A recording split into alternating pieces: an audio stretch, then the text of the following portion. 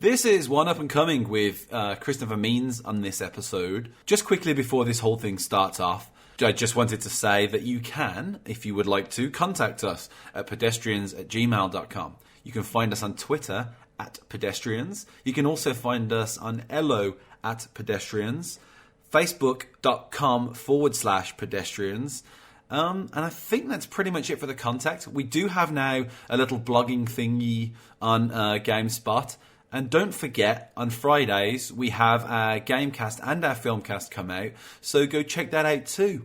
Without further ado, I will let you get on with listening to the podcast.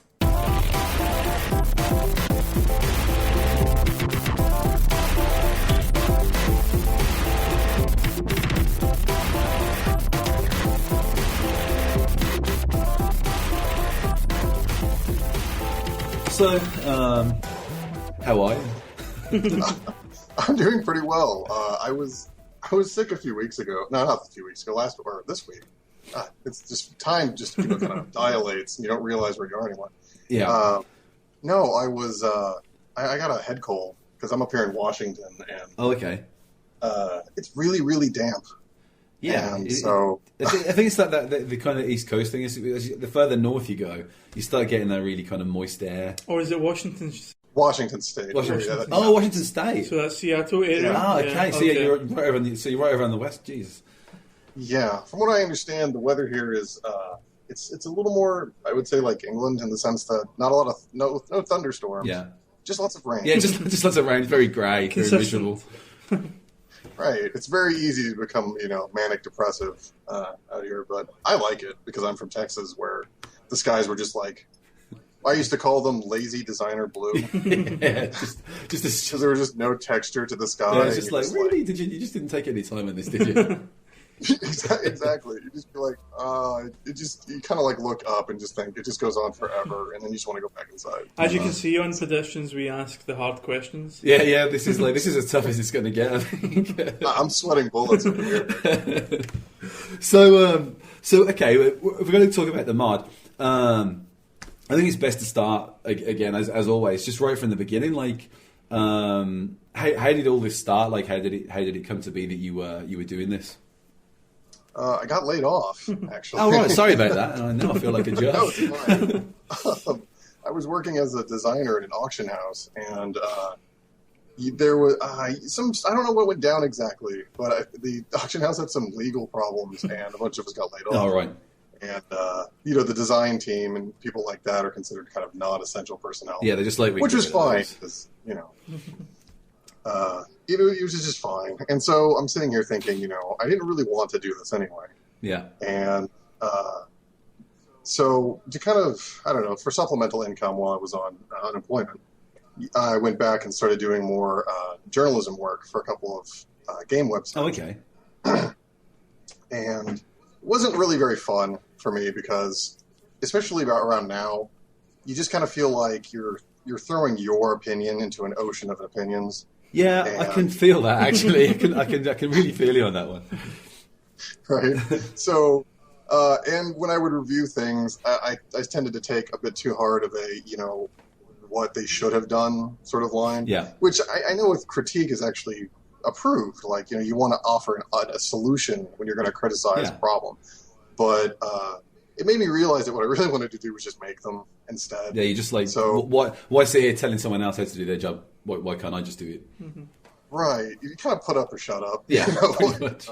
I kind of felt, after a while, you do kind of feel bad because you're not making anything. So yeah, it's like when you see people criticize athletes. And they say, like, his technique's terrible. And you think, well, you do better. You know what I mean? I'm sure it's the same way, everywhere else. But with American football, it's the worst. Yeah. It's just, you've got the biggest, they call them armchair quarterbacks. Yeah.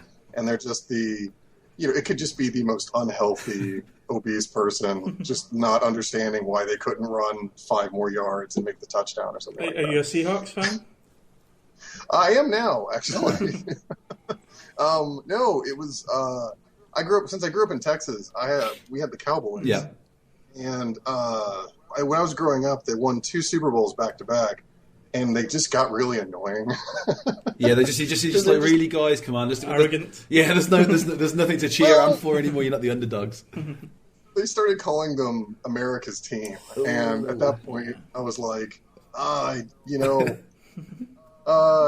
And then of course, one of them was like caught with a bunch of hookers and cocaine, and all I could just think was, I can't really put my my backing on this, so I kind of went over to basketball instead for a while. But I came out here, and I don't know, I have a green mohawk. Yeah. So. And during when we moved here, the very first thing that I can't remember what was going on. No, the Seahawks were going to the Super Bowl, or they were doing really, really well. I can't remember exactly where they were at the time, but I would go to Seattle, and we would go. We were just traveling, seeing the sights, and we were on like a tasting tour, and we were sitting outside in a cafe, and these guys come over and with spray painted green hair, and are just like, "Woo, Seahawks!" And they're just like, giving me high fives, and I'm like, "Sure, yeah, Seahawks, why not?" But they have this really cool fan following here, and so it's really hard not to kind of, they really respect their fans. So it's easy to follow. It's kind of charming. Your soccer team just won the cup. Where are you getting all this knowledge from, Graham? Like, how do you know all this stuff, man? The recesses of my brain. Are you talking about the Sounders? Yeah, like Clint Dempsey's team. Yeah, they just won the league or something. I feel bad because it's so fashionable to get into football or soccer, yeah. Right? And I'm always like, I want to, but at the same time I'm like, I really don't want to come across as one of those guys who's like, oh, now I've always been into football. Yeah, I know you get that. That's my Seattle knowledge done. So I'll let you guys. You're all out now. I mean, there's stuff. There's a lot of stuff. So basically, you just got laid off, and then it was just like time on your hands, kind of thing. Yeah. So I started cracking the GEC and or the Garden of Eden Creation kit, which is the editor for Fallout New Vegas. Yeah. And I can't say I've always been a big Fallout fan, because I actually started playing Fallout with Fallout 3. Okay, yeah, that's the same as me. Like I sort of retro played the like Fallout 2, and then there's like Tactics as well and things like that. Yeah. Yeah. So I would have played 1 and 2 earlier, but my best friend, who knows me very well, would be like, no, you would get frustrated and hate this game. And I'm like, and I just trusted him. And it's true, because I went back and tried to play them, and I had the hardest time, because they don't age well, unfortunately. No, they don't, no. And, especially the interface. And interfaces are where I will lose a game almost instantly. Yeah, you just like forget it. Yeah, I mean, I don't need my handheld, but at the same time, I'm not part of that subset of gamers who think the more unintuitive something is, the more like hardcore it is. Yeah. And so I would just be like, I'm going to go read the wiki, because I'm really just interested in the story. But the Fallout wiki is one of the best wikis I've ever come across, though. It's so fucking like deep, and you can find anything out on there. It's great. No, you're absolutely right. No, the wiki. I actually get really depressed because my wife and I have been playing Borderlands, especially the pre-sequel that just came out. And we were playing Borderlands 2, and every time we'd want to look something up, like, oh, this sounds like a reference to something, or how are these characters connected? Yeah. We'd go to the Borderlands wiki, and it would just be like, this is a stub. Yeah, and you're like, no. there's no more information than that. I mean, come on.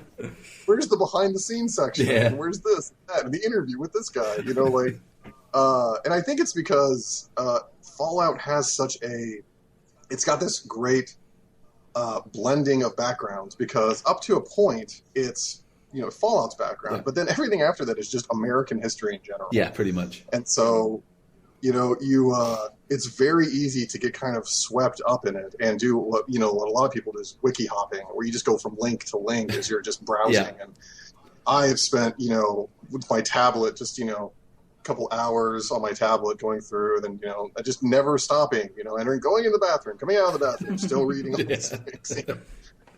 And so yeah, it's got a really amazing kind of wiki, and it's not kind of wiki, it's got an amazing wiki. Its only problem is the wiki. What is it? It's Wikimedia or whatever that's the like the host. You mean?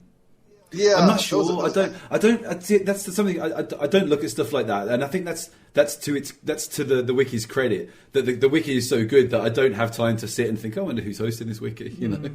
Oh no, it's just the ads because given how we work, and I mean, we can get more into this here in a minute, but we're very lore.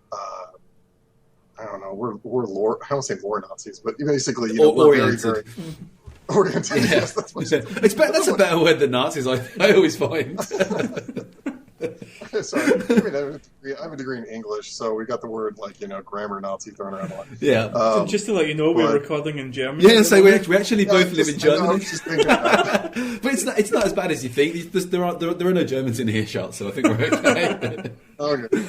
Well, anyway, so now we've gotten the obligatory, horribly insensitive thing.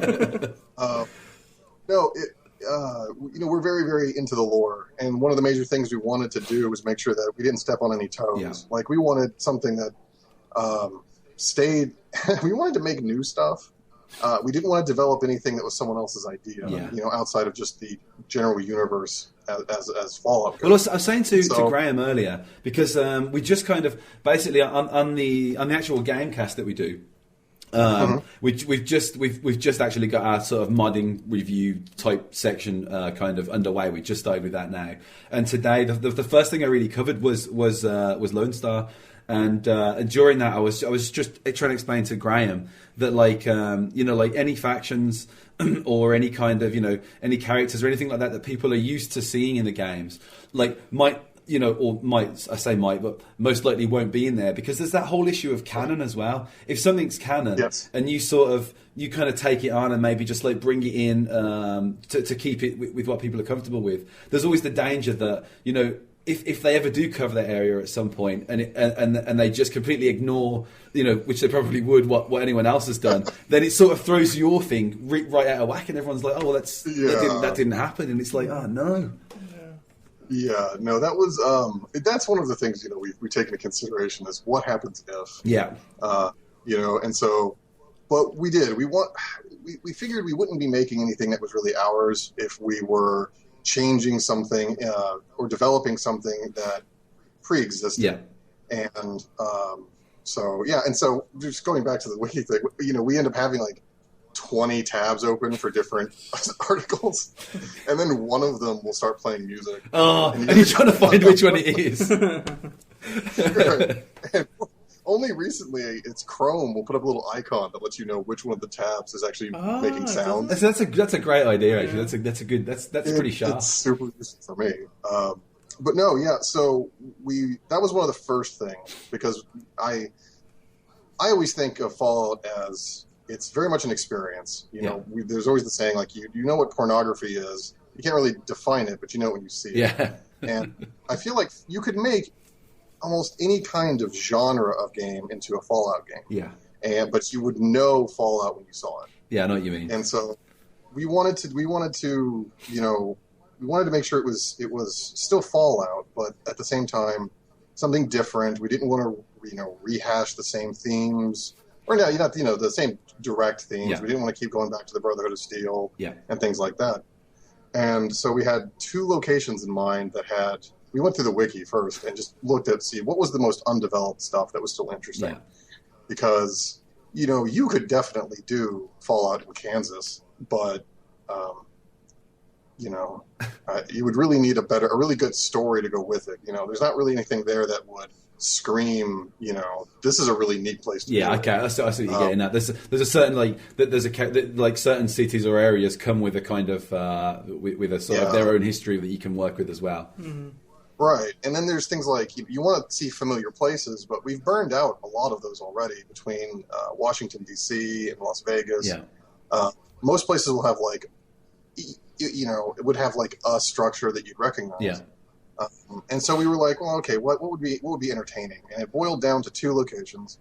One was just Texas in general, and then the other one was Florida, because we thought it would be super entertaining to design a Disney World from the Fallout. That would be great, actually. Yeah. That would fit almost perfectly into the kind of. I was trying to explain as well to Graham the kind of. There's a sort of comic book, not comic book, but there's a very cartoony element to it as well, which isn't. It's not overplayed too much in the sort of the new Bethesda ones, but back in the originals, it was really kind of it was really aware of itself, there was a lot more tongue in cheek, and it made there was a lot more humor. And I will say, New Vegas, you could tell they were trying to kind of bring some of that back. Sure. New Vegas kind of brought 1 and 2 kind of back into the world through their the usage of the lore and the New California Republic. But yeah, we thought, that seemed like a great idea, but then we realized how little we really knew about Florida. Yeah.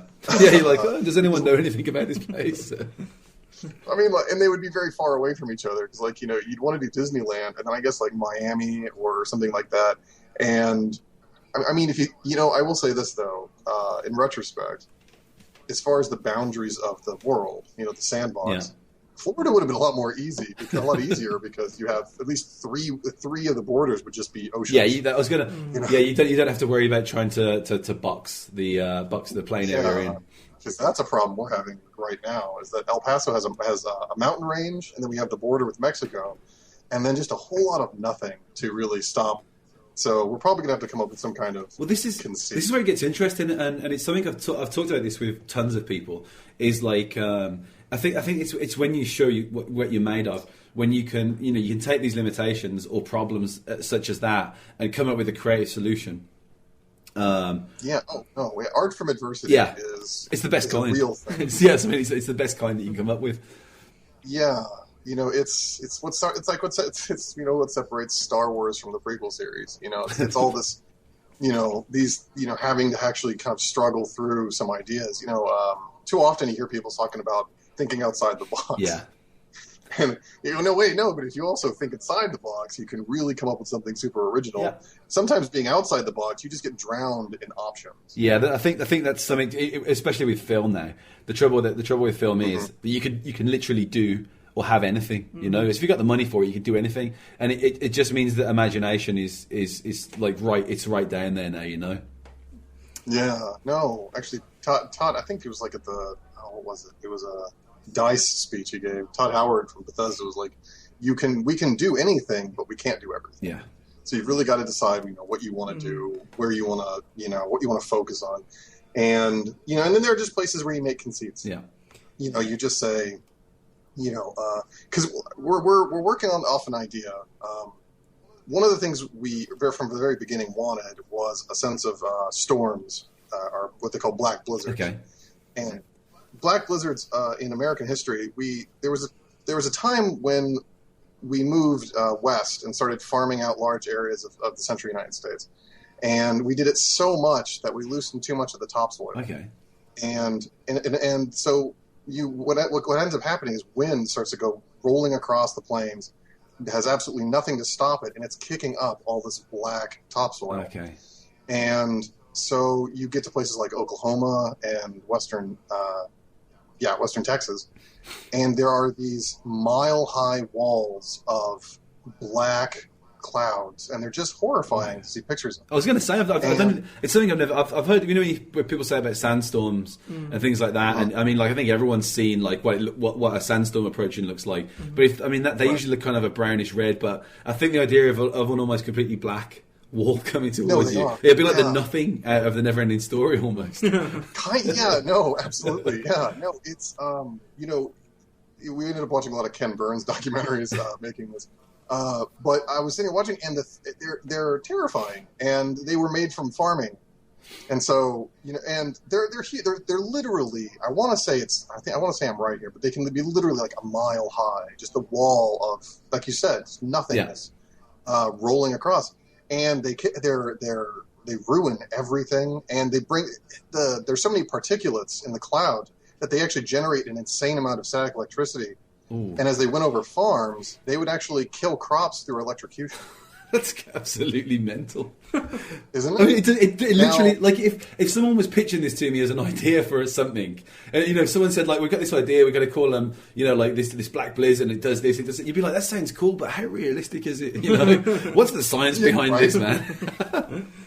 No, exactly. There are times where it's just like there are a couple of things that we've had to tone down, and I'll get to that in a second, but because the reality actually seems a little too silly. Yeah. But no, so we just assumed that dropping a bunch of atomic weapons could do something slightly worse than what a bunch of farming might have done. I would assume so, yeah. Maybe just a little bit.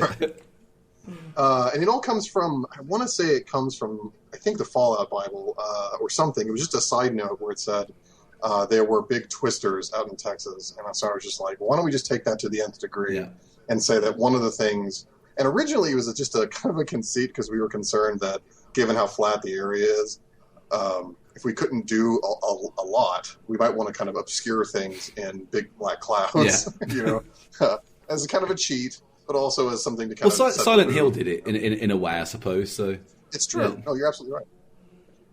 Yeah, that was half of the reason for that fog, was to just set the thing playing really close.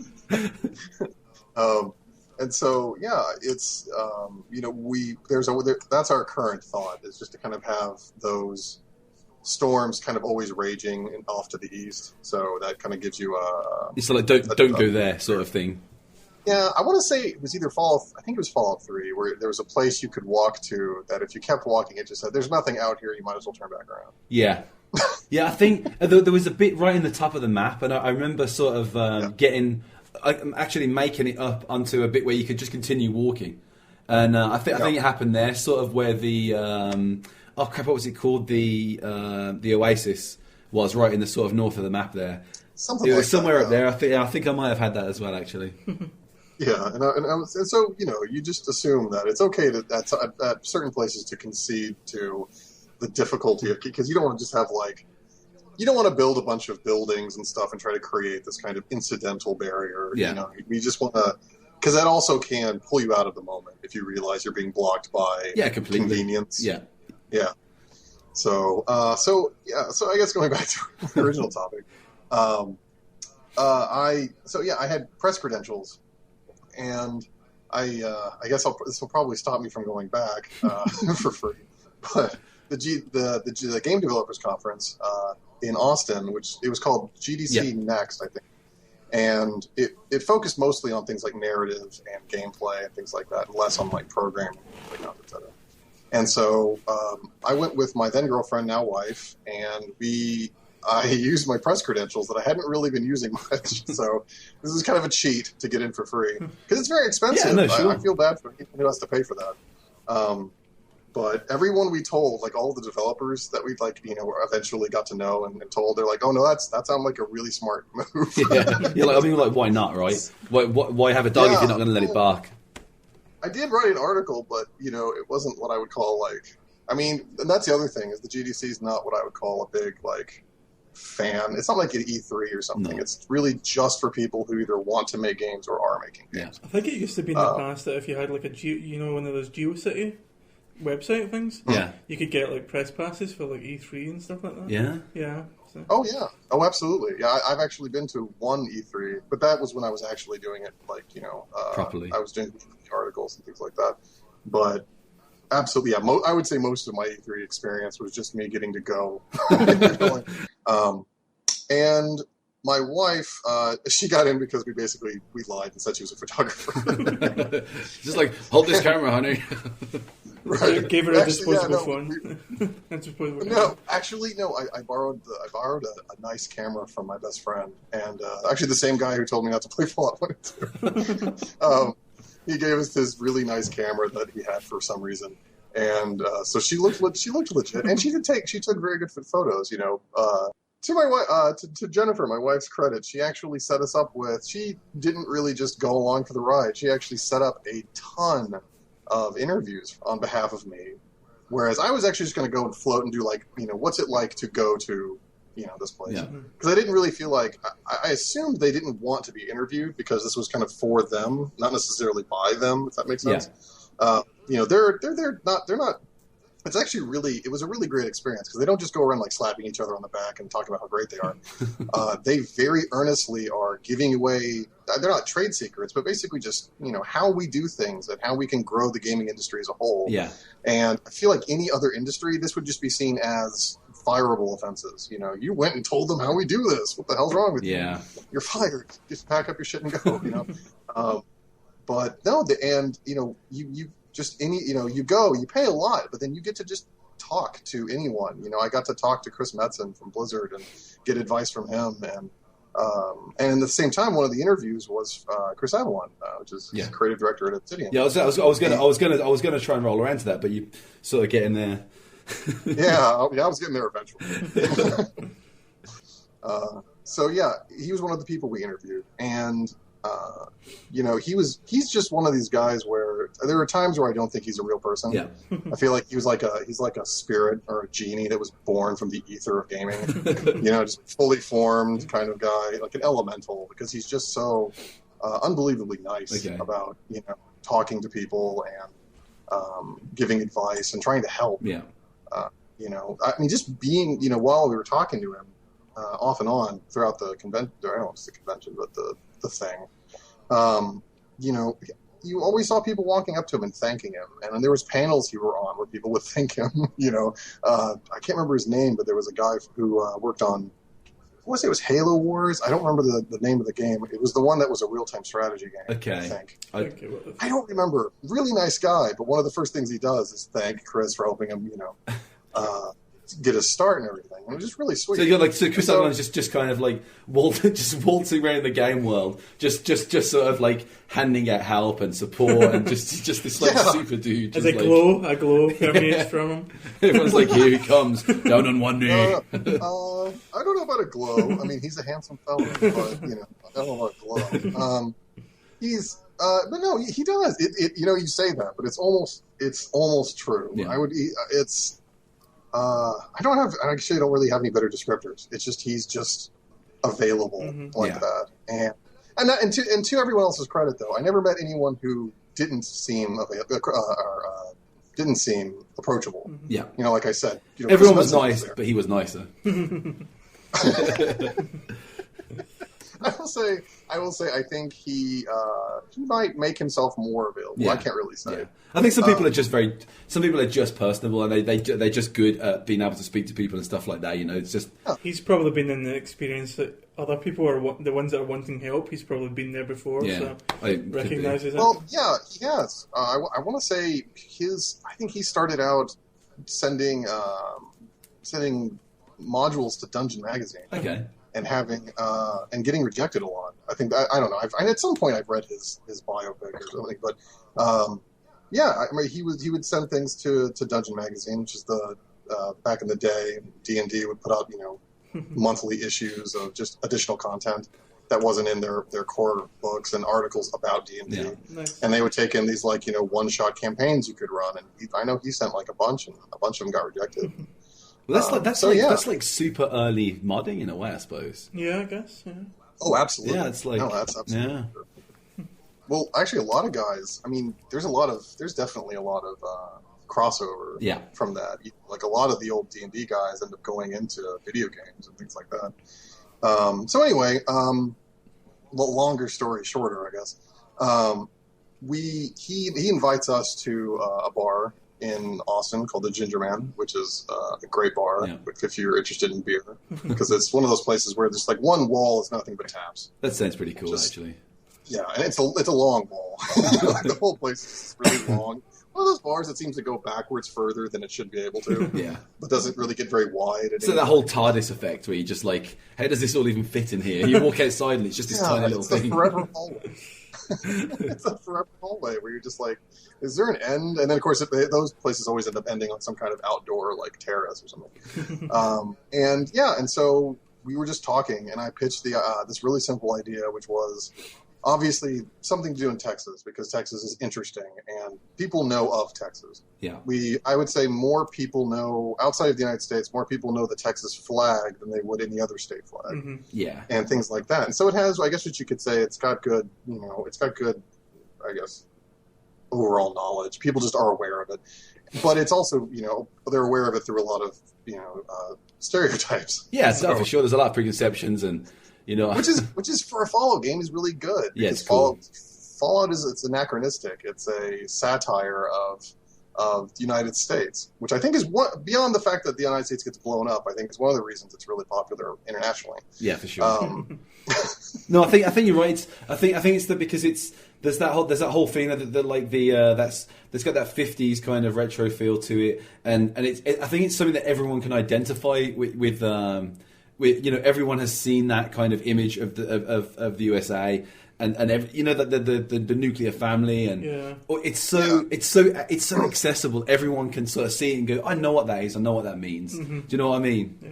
No, absolutely. It's one of those things where it's a time in the United States that I feel like might always be relevant because of, I mean, you talk about things like communism. Yeah.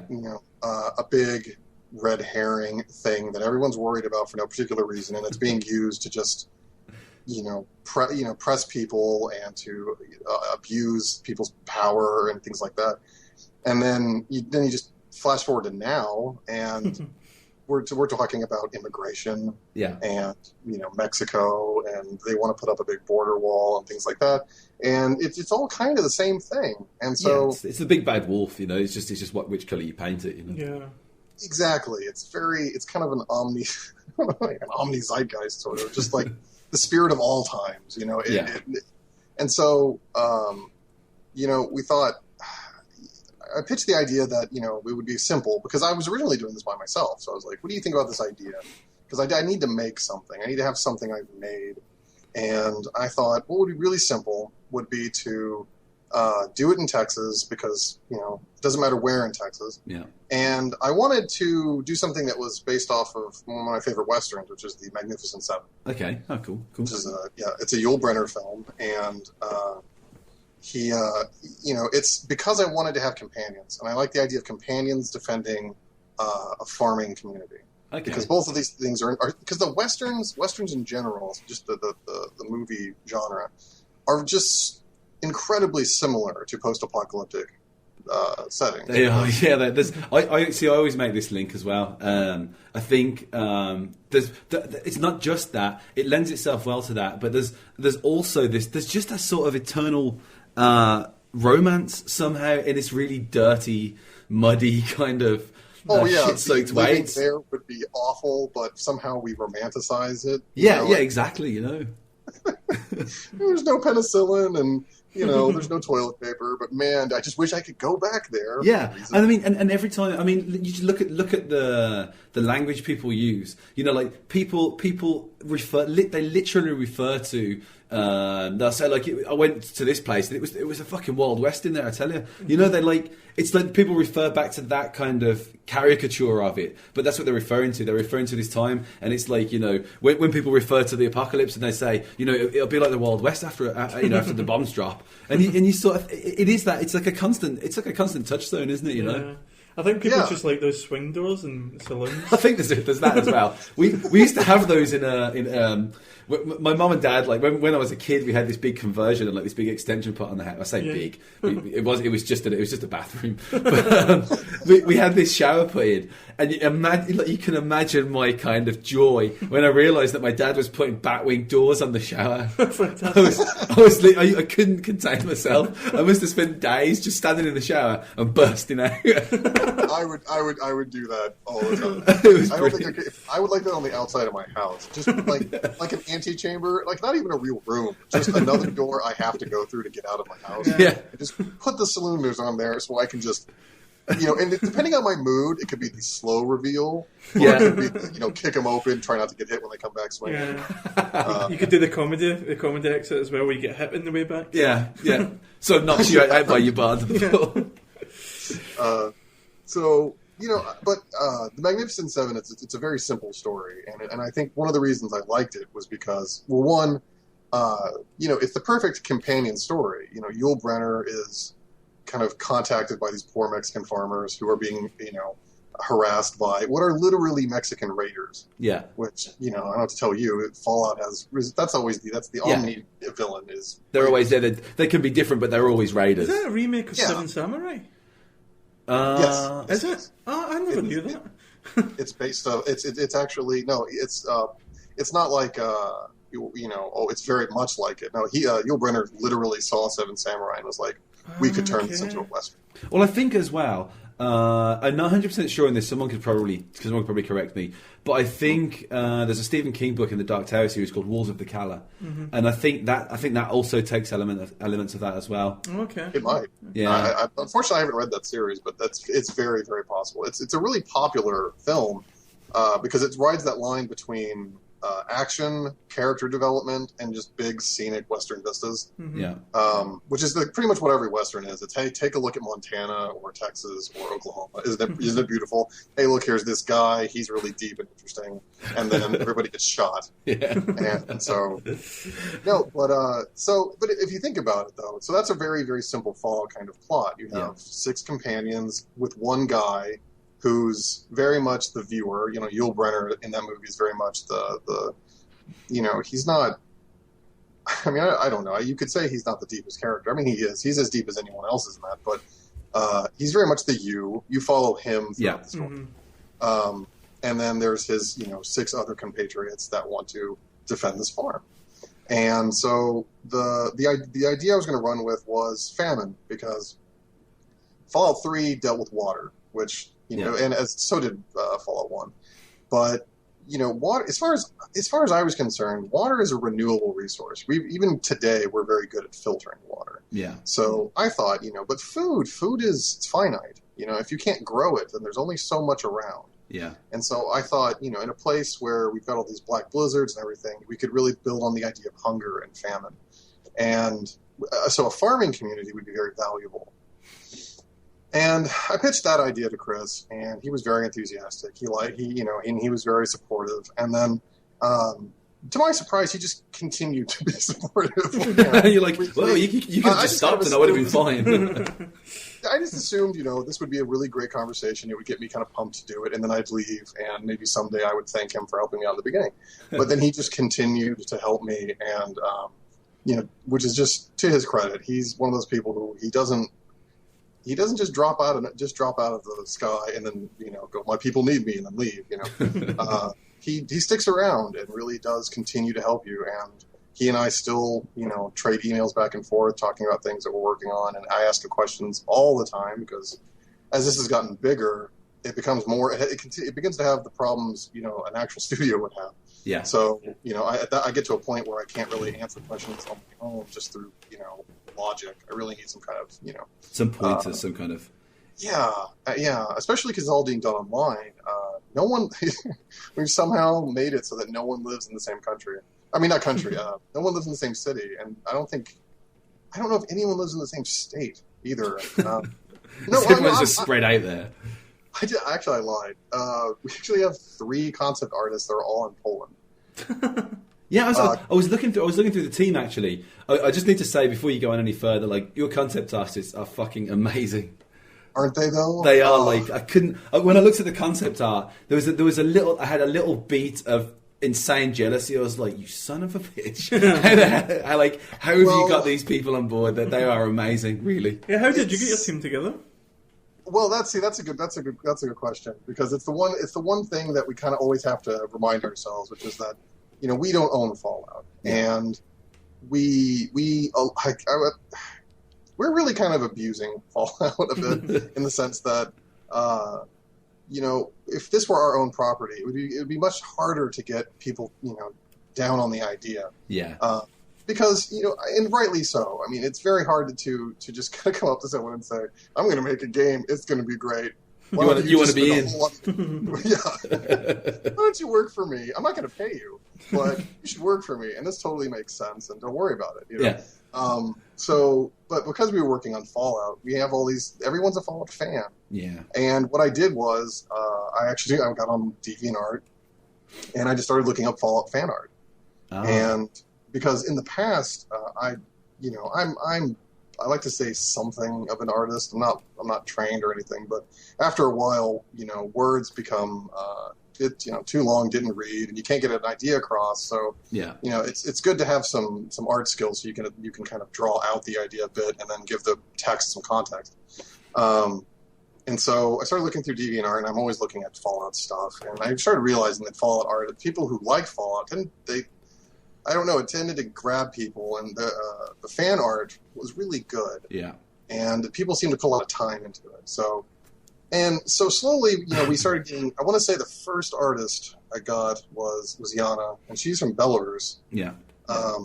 It's 3 of the concept artists. 3 are from Poland, 1 is from Belarus.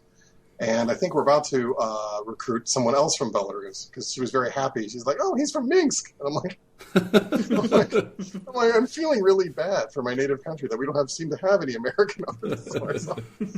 So the only American artist isn't very good,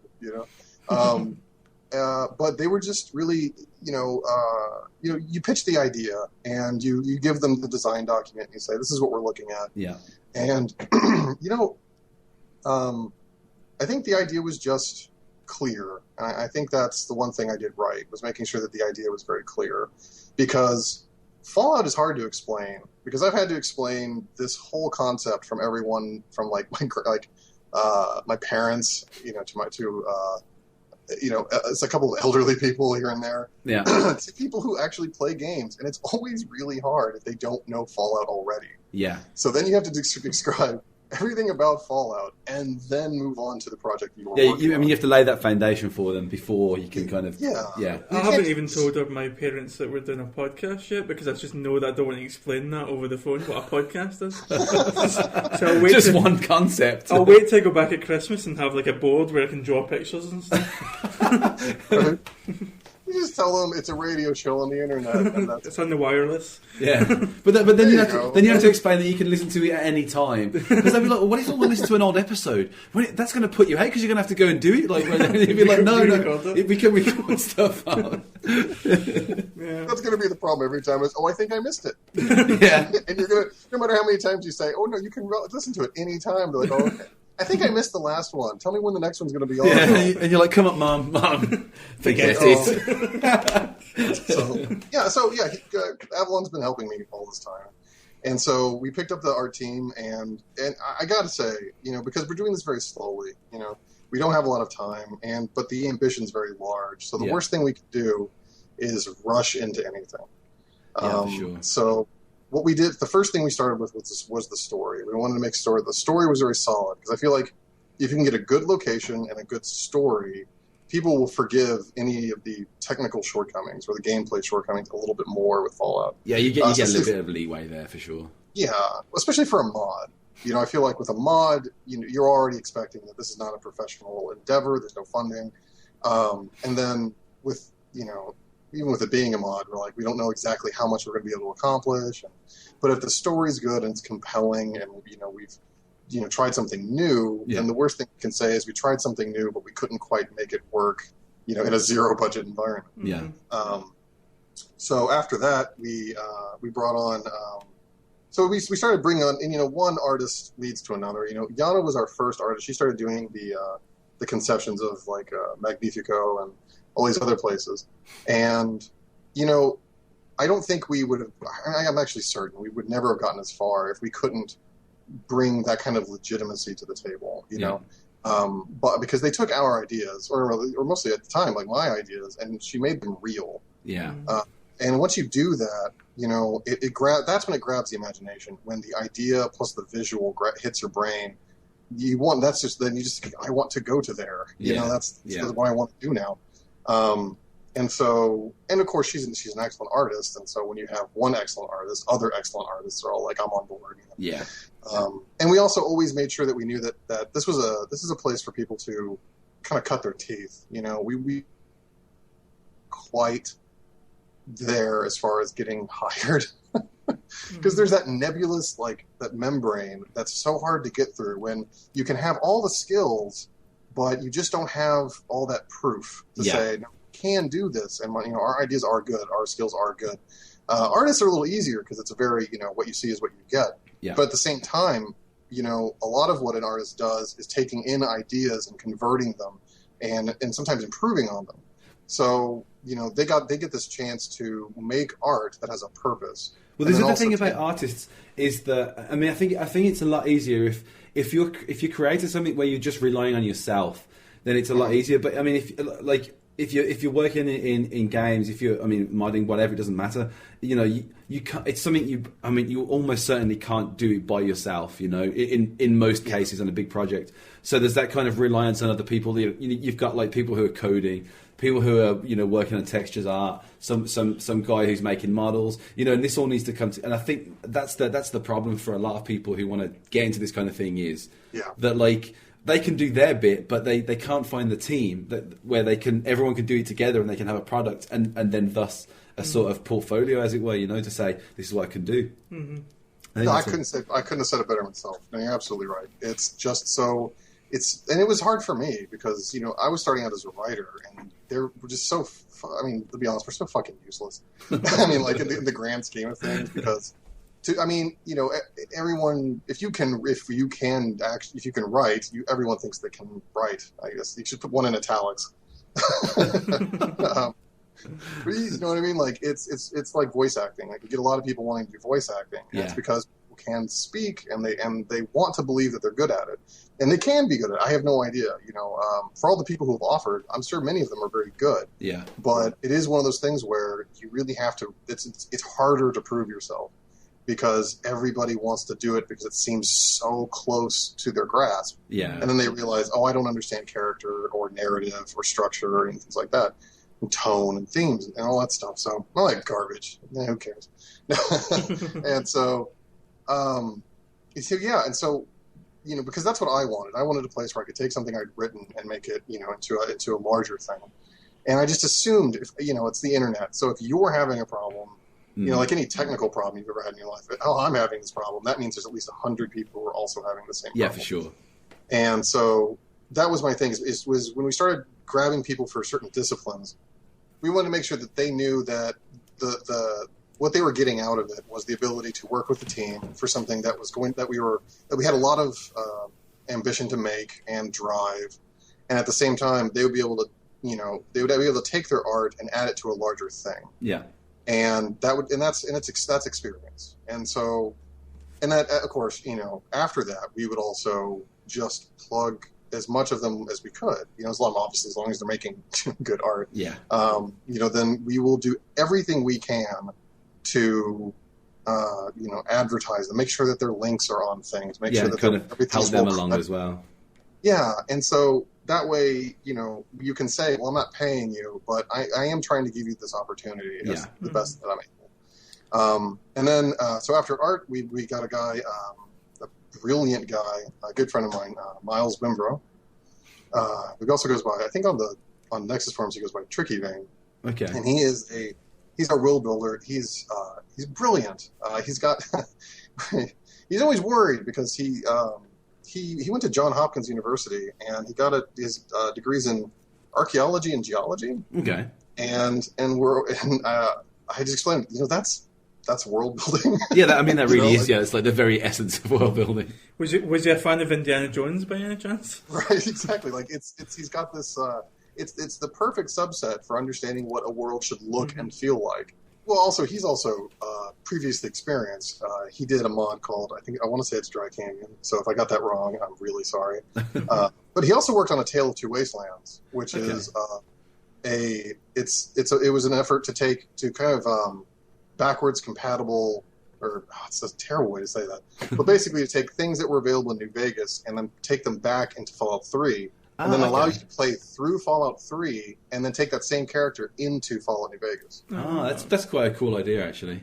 Yeah, no, it's a really cool mod because it's also one of those things they can just do, as they go along. It's so a lot of people can get together and just start kind of taking slices off of the the greater goal as they go along. And he did a train station, like the transitory zone between the Fallout 3 and New Vegas, and so he's really like our in-gec.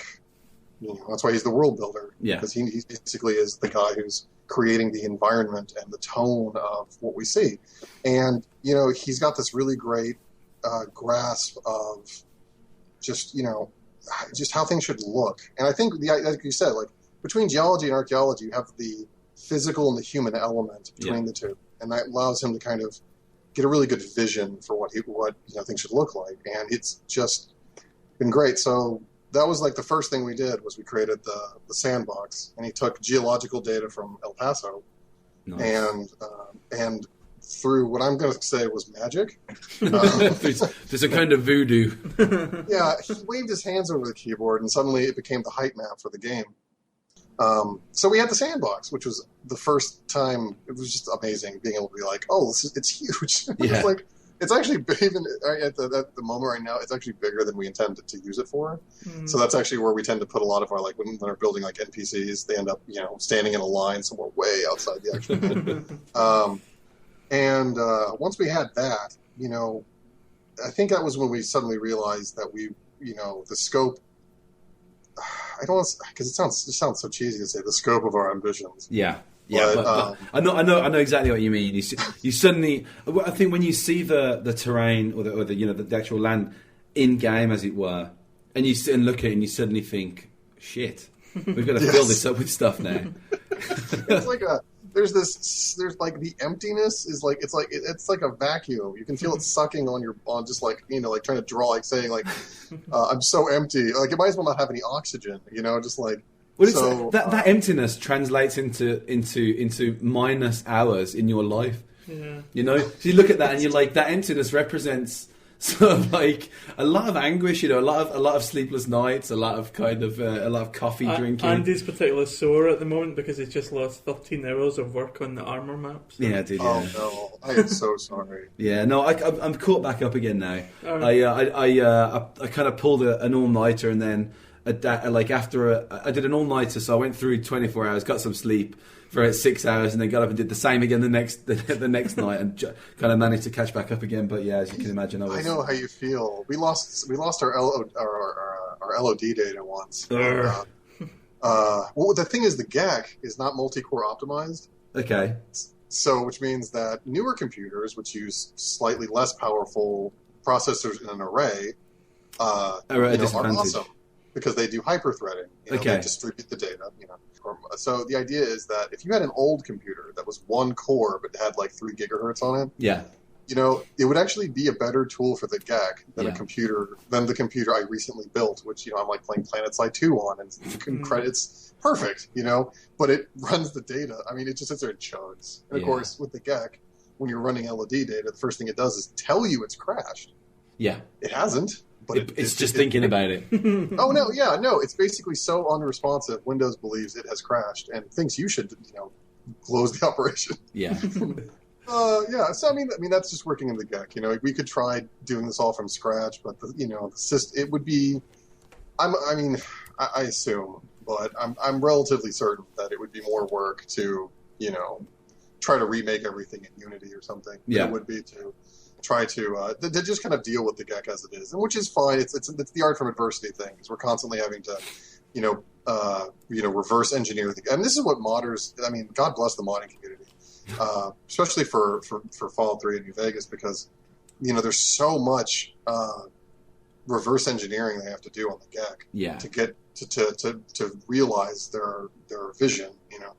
And so we're doing the same thing. So right now, I was very ill when the Kotaku article came out. Yeah. And so I was in like a NyQuil haze because that's just what I do. I just decided, well, if I'm going to be sick, I might as well be unconscious. And so I come out of the NyQuil haze, and I've got all these emails from people in the group, and my phone had died. So our media manager, Jackie Azawa, she was trying to call me to tell me, we'd gotten some press and everything. And I was just like, no. What do you mean? I'm like, if this is real, I don't care. And if it's not real, then I'm just upset at my brain. But no, and so, we just suddenly got all this press right now, and which is really good because we've gotten to a place where, like I said, we want to avoid a New Vegas reshuffle. We don't, because I've we've screwed around in the GEC for so long, and I've realized that no matter what you do with all of these assets, you end up kind of still just frustratingly feeling like you're still in New Vegas. And it's just, you're still there. I learned how to like retexture objects and stuff like that, but it just, after a while, you feel like you're, I don't know. I know exactly what you mean. The character of New Vegas is still there. What I mean? It's like, again, like I'm having the exact same problem right now. Same problem. That no matter what I do, the world I'm creating right now, until we get people working on the assets, is just going to feel like the Shanaris, the original Armor 2 map. It's just going to constantly feel like that, and it can be very frustrating, I think. It's it's one of those levels of frustration where you're stuck between, do I just keep going and try to work around it, or is it better to wait and find a better solution? And God bless Miles, he with no hesitation, just like, I'd really rather just make all new assets for not everything, obviously. Like folding chair is not particularly Texan anyway. But he wanted to make as many assets as possible. Yeah. And I'm sitting here thinking, well, I'm not a 3D artist. I'm a writer. I think there's going to be a point where after, I've written most of the stuff and organized everything, the thing I'm going to end up doing is a lot of like object set dressing, moving things around, nav meshing, all the, kind of the grunt work as I go along. But, I'm looking at it and I'm thinking, that would be awesome. And I think that was my words were, if that is something you want to do, I am completely behind you. Yeah, that's fine. Yeah, that's completely fine by me. Go ahead, knock yourself out.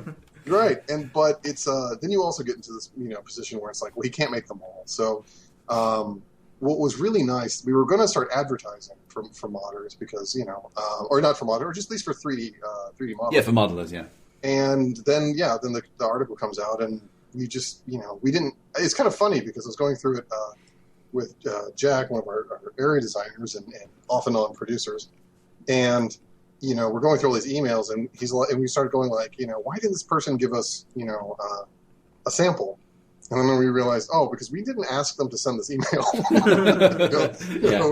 We're starting to get kind of frustrated, and I realized we didn't ask them, we didn't give them any prompts or anything like that. So, so we're starting to see a lot of people with a lot of just blessed enthusiasm. Yeah. And we're starting to realize that, and I mean this with all due respect, but we're going to get into kind of a sweatshop mode where we're trying to make as many assets as possible. Yeah. And we're just going to start handing things out to people and saying like, will you make, this, that, and the more people we have, the faster that will.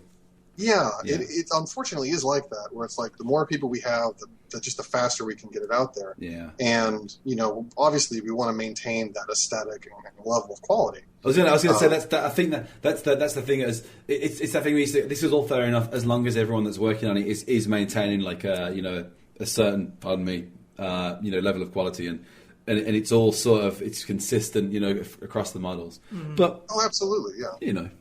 Hey Chris, there were rumors kind of in the last week from like Jeff Keighley's Twitter account. Basically, some people are suggesting that Fallout 4 might be getting announced pretty soon. Would that affect you guys in a kind of negative way? Would you rather you guys got your project out before Fallout 4 comes, or do you not think it matters much either way? That's an excellent question, and that's actually something. As soon as we kind of came to grips with Fallout 4 as a thing that might happen, because this was way back in. I don't know, say like very, very late 2012, 2013. Okay. That was when we started going like, okay, well, Fallout 4 could happen, even though, it's all these, we're getting all these, like once the Survivor 2099 was a hoax, I was like, big sigh of relief. Cause I was like, you're like, thank God for that. We're not even like, established yet. That would just really, we've been kind of, I will say this, we were sweating it until we started getting to a place where we could really feel, when Lonestar had a feel, like a global feel, then I didn't care as much because I realized, well, that it'll be two different things, and we've kept this, kind of watchword of just making sure that this is our thing, that this is our that this is a distinct thing. Yeah, well, I think it's fine to claim ownership of like your take on the Fallout world. Mm-hmm. Right. It just needs to be I kind of feel like whatever you do, every version of Fallout, unless it's like a direct sequel, needs to have its own kind of theme. And that's why I like between like Fallout 3 and Fallout New Vegas is, there's chromatic themes going. There's this green kind of haze on one and kind of a yellowy, orangey, browny kind of haze on the other. Yeah. And and just from that very beginning, please stand by. You kind of get the idea of the feel. which is one of the reasons we would do things like that's why I made the Please Stand By title card and things like that, was because I wanted to be able to say, like, I wanted to make sure that across the board we had an idea of, this was different. It's going to have, a different feel and should have its own identifiable sort of schema, I guess. Yeah. And so now to get back to your question, we are kind of like, we've got multiple scenarios.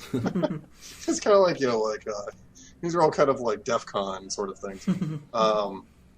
But basically it goes into two directions.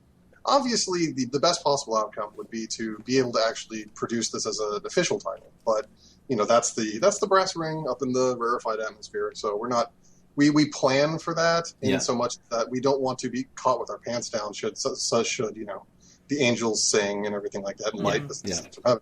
But then beyond that, what we're expecting is that Fallout 4 comes out. I doubt it would be set in Texas simply because I would just go as far to say that up until now they really seem to want to work in areas they're comfortable with. Well, I think the rumors all point to Detroit, is it? But no, Boston. Sorry, yeah. That was the first rumor, is that they saw Bethesda scouts in Boston and things like that. I have no idea, but it would be fine. Yeah. Boston, it fits. Okay, so if you think about it thematically, you go, okay, well, we have Bethesda. They've just purchased, the Fallout franchise. Yeah.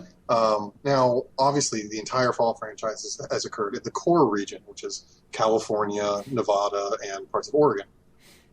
So if you're going to make Fallout 3, wouldn't it be attached to that? Well, they're like, no, this is our version of Fallout. Yeah. And I mean, if you okay, personally, now I'm glad they did it the way they did, don't get me wrong, but if I had just been dropped into this to make the decision, taking everything that's Fallout across the entire United States, the literally other side of the country, trying to take all of that content and all those things and try to make a believable reason why they would suddenly be all the way over here, I would have said no, because I don't think I would have had the balls to do that. Yeah. No, I agree. I completely agree. I think it was a super risky move. It worked out really well. I love it. I think that it's it fits within the kind of tongue-in-cheek canon, and it references certain things in a way that you don't really worry about it too much. And so, and they wanted to reintroduce the whole franchise, and that's what Fallout 3 does. And then, they come to Obsidian, and, these were all old Interplay guys who know Fallout, like the back of their hand. Yeah. And, what would you want to do? Well, we want to bring 1 and 2 back into the fold, and so, let's do something we were thinking about for the, canceled Van Buren, something like New Vegas, or which is like New Reno and things like that. Yeah.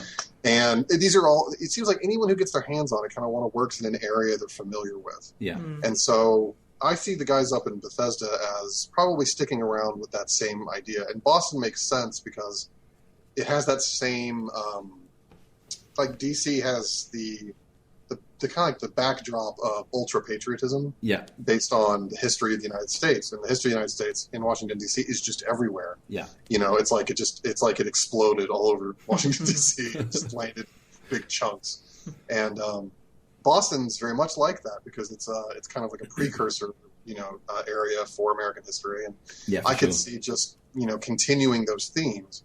Now our plan would be then is that we assume, because they did it with Skyrim, that when Fallout 4 comes out, and whatever engine it comes out in would also be available for editing. Yeah. And then we're kind of running on the hope/expectation that they wouldn't be so incompatible with Game Studio editors that we could probably maybe transition into it. Well, this is one of the things we were sort of we were spitballing earlier on in the Gamecast, because Graham was kind of pitching me these questions that we're now asking you, and I was sort of going, "Why the fuck are you asking me?" But we were sort of trying to guess at what about this, what about that, what if this came out? Would it be possible to port from the Fallout New Vegas across to? I hope so. But you can't. I mean, you can't really say. And so in the end, the way we figure it is. It's unlikely that they would do Texas. Texas has actually been technically done once before. Okay. In Brotherhood of Steel, which has kind of been uncanon, or I guess non-canon, established as non-canon. Basically, it's like the redhead. Oh, no, I don't want to say redheaded stepchild, but like it's the disappointing child of the Fallout universe. Okay. It didn't really. It's one of those things. It's like I said earlier. Fallout when you see it. I feel like a lot of people saw that and said this really isn't Fallout. Okay. But it did go down into Texas, and it went to. Strangely enough, I looked up the town. It's called Carbon, Texas, and I last time I checked, they had like 300 people. Okay. So, so to say that they went to Texas is kind of like just, I mean, it's technically, yes. Yeah. On paper, you went to Texas. Yeah, he went there. I mean, I guess, not to say that to the lovely people of Carbon, there's anything wrong with their small town. No. But, it's not what I would call representative of, the Texas is huge. Yeah. And then Brotherhood of Steel, there was a sequel that was supposed to come out, and it got canceled. Yeah, again, I think the Fallout Wiki's a really excellent source of information on that whole thing, all the stuff that was planned and all. I've spent literally hours. So was this an official game or was this a mod? No, Van Buren was what would have been Fallout 3, I guess, right? That's Brotherhood of Steel? No. Yeah. Okay, so Van Buren, when Interplay still owned Fallout, the Fallout 3 was going to be another isometric, much like Fallout 2. It's just going to be the next game, and it was going to be by the guys who did Fallout 2. And they got pretty far with it, and then it got sold to Bethesda, and they wanted to do their own thing, and rightly so. And then most of the guys from Interplay left and made Obsidian. And but before then, there was also I think the basic idea was they wanted to take the Fallout franchise into consoles. Yeah. And I think at this point we're talking about like the original Xbox. And they put out Brotherhood of Steel, and it wasn't turn-based like the other games were. They didn't have that same feel. And then, so Brotherhood of Steel was a very real game. It just didn't have that same open world thing going on. And then on the wiki you can find the design document that somehow made it onto the internet, which I'm sure just some lovely person was like, here. And actually, that was going to take place entirely in Texas. Okay. But in the same way that it kind of just cruises through in a more linear fashion as per the way that I never played Brotherhood of Steel. I just saw gameplay videos and kind of immediately understood what everyone was talking about. Yeah. I have actually completely forgotten where we were. Oh, because sorry. Just a kind of sub question before you go back to Fallout 4. Do you not worry that you would have a kind of there would have been negative connotations by association if you're going to be in Texas from Fallout fans? Oh, the thing is that because between Brotherhood of Steel. Yeah, like if that bombed and like people didn't see it as canon, do you think that you maybe have some kind of negative connotations for your game based upon that?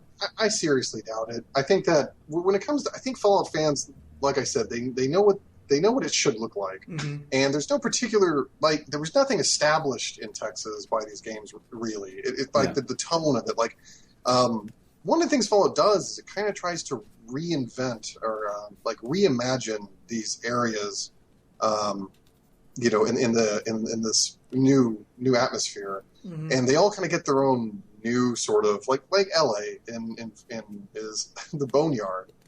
And I would say that, the Boneyard and Los Angeles are not really all that connected, in the way that they're presented.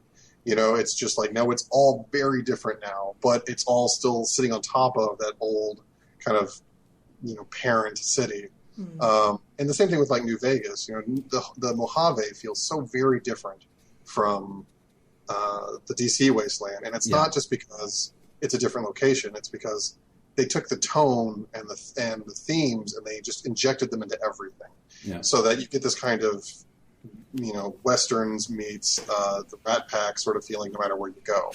That's a perfect summary, actually. I think. Very well, and that's our thing. Is we when we realize that, we realize, okay, well, we need something like that. And so our overarching themes are it's about justice and authority. in the wasteland, because in westerns that's a big thing. It's like who's the sheriff? Yeah, who is the law? Is there a law? And all Judge Dredd quotes aside, Yeah. It's usually some guy just someone declares themselves the law. Someone somewhere else says that this person I've sent to you is the law. And then westerns are filled with people taking the law into their own hands. Yeah.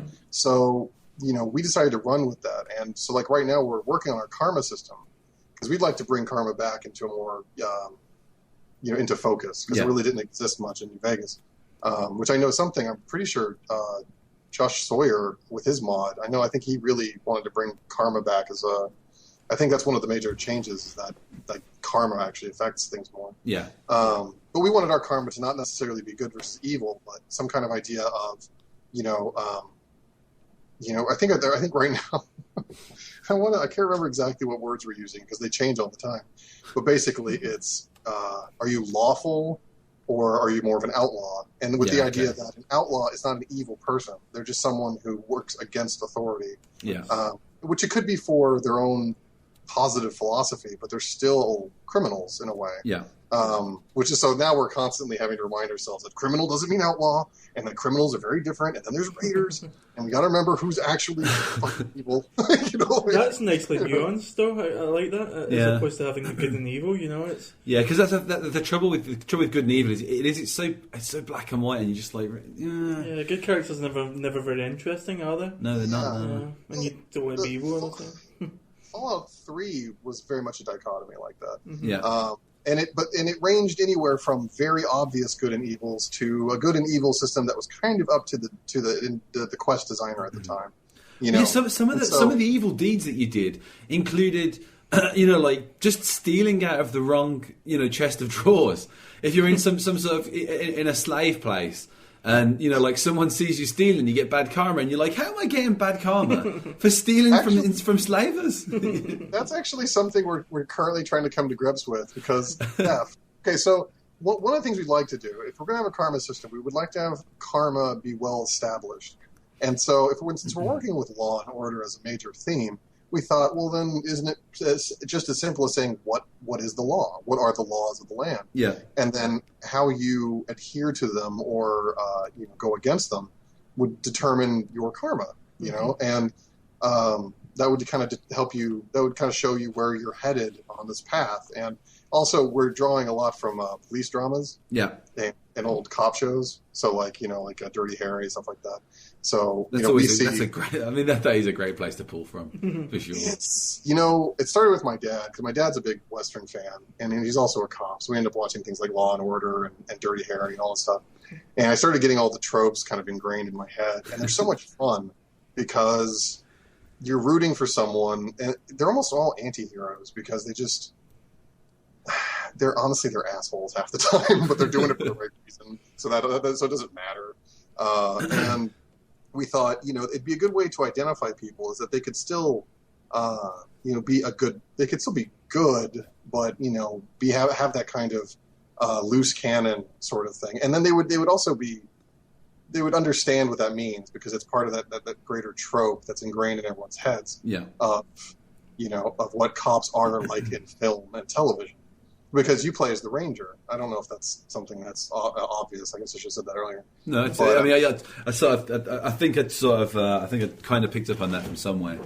Yeah, I guess that's something we should really be more obvious about. But you played the Lonestar Ranger, and actually that was the only time where we actually got upset, was because Wasteland 2 features the Desert Rangers. Yeah, and so you're a Ranger, and I actually think I was going to buy Wasteland 2 anyway, but I think one day I got really nervous and thought, oh, God Christ, what's going to happen if we're just doing the same thing? Yeah, and their Rangers are more like they're more military. They're less like cops, and they're more like I don't really know. They're kind of like, I don't want to say like vigilantes. They're just like a militia group, really. Yeah. I think that's a better term. They're like a militia, a well-organized, do-gooder sort of militia, and they're really entertaining. But they are very different from what we're doing, because here we're working off the Texas Rangers, and the Texas Rangers are like they're almost like federal agents. I don't know how every country handles this, but in America we have the FBI, which is basically your federal agency. Well, they enforce the federal law. Then you've got like state cops that enforce local state laws and so on.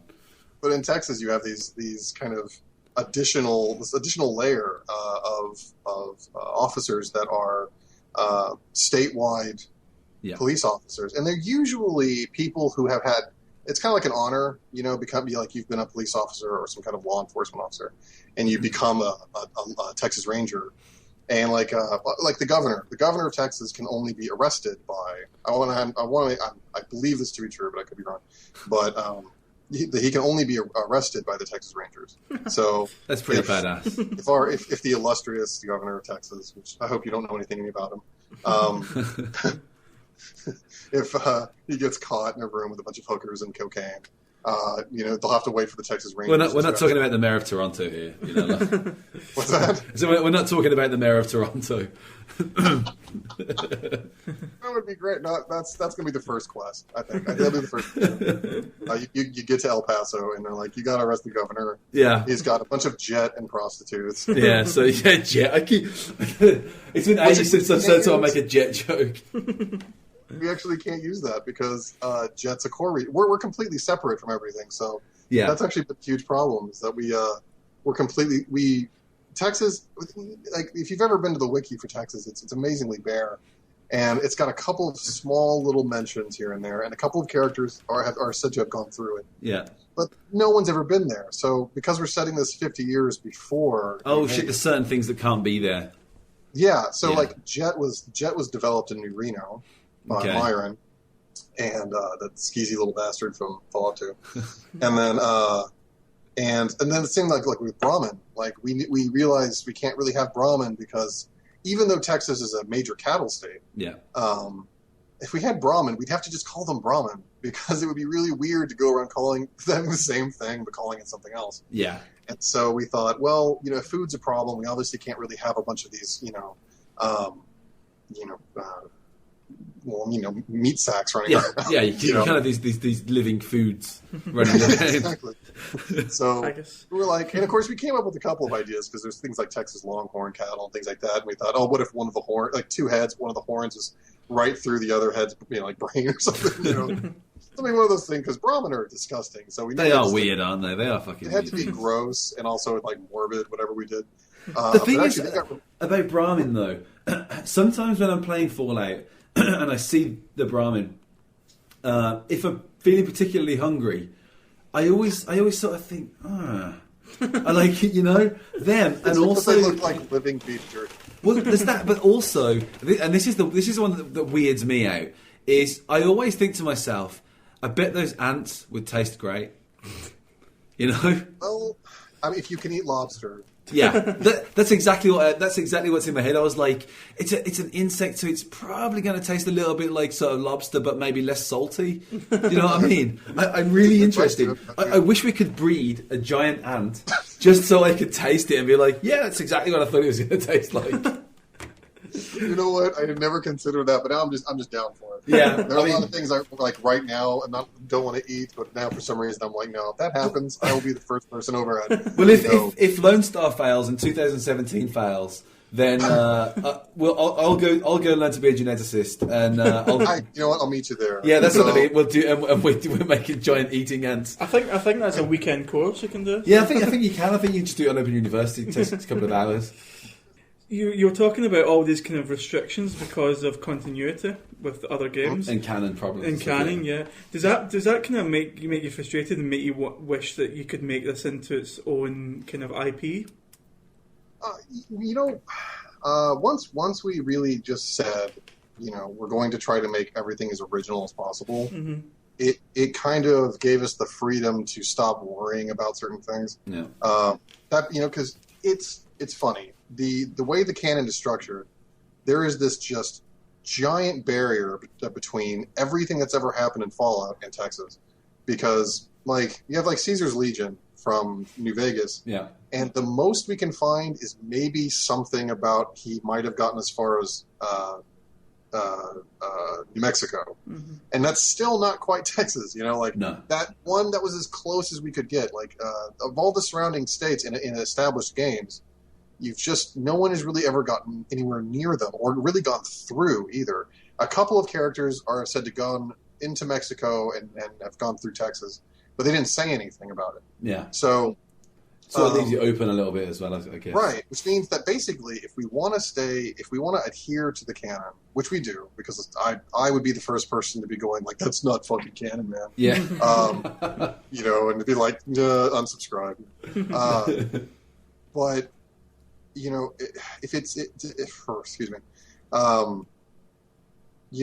if we want to stay true to the canon, then the thing we really have to do is just start making stuff up. Yeah. And so it allowed us a little more freedom to just kind of say, okay, well then what do we need? What will really help the story? And so like by not saying getting rid of, but by not featuring the Brotherhood, like there was actually like a lost, not by lost in the sense of like the bigger thing, but like he literally got lost, Brother of Steel, who was in the area, and he got cut. He was one of my characters, and he got cut. I cut him because our now head writer, Samantha Walschlager, she came up with a much more interesting character. I'm like, well, there goes the last Brother of Steel. He's gone. Yeah, he's done. He's out of it now. No more Brothers of Steel. We have one super mutant who's one of our major companions. He looks great, by the way. That character looks awesome. Oh, that's one of those amazing things where it went from my mostly fine, I guess, concept art to there's one of our concept artists, Bogna, and I want to say it's Goranska, but oh my god, I'm so sorry if I'm pronouncing that wrong. She'll be the first, though, to tell you that like Polish is a terrible language, so I'm not gonna... Actually, I think I was reading somewhere that Polish is one of the hardest languages to learn.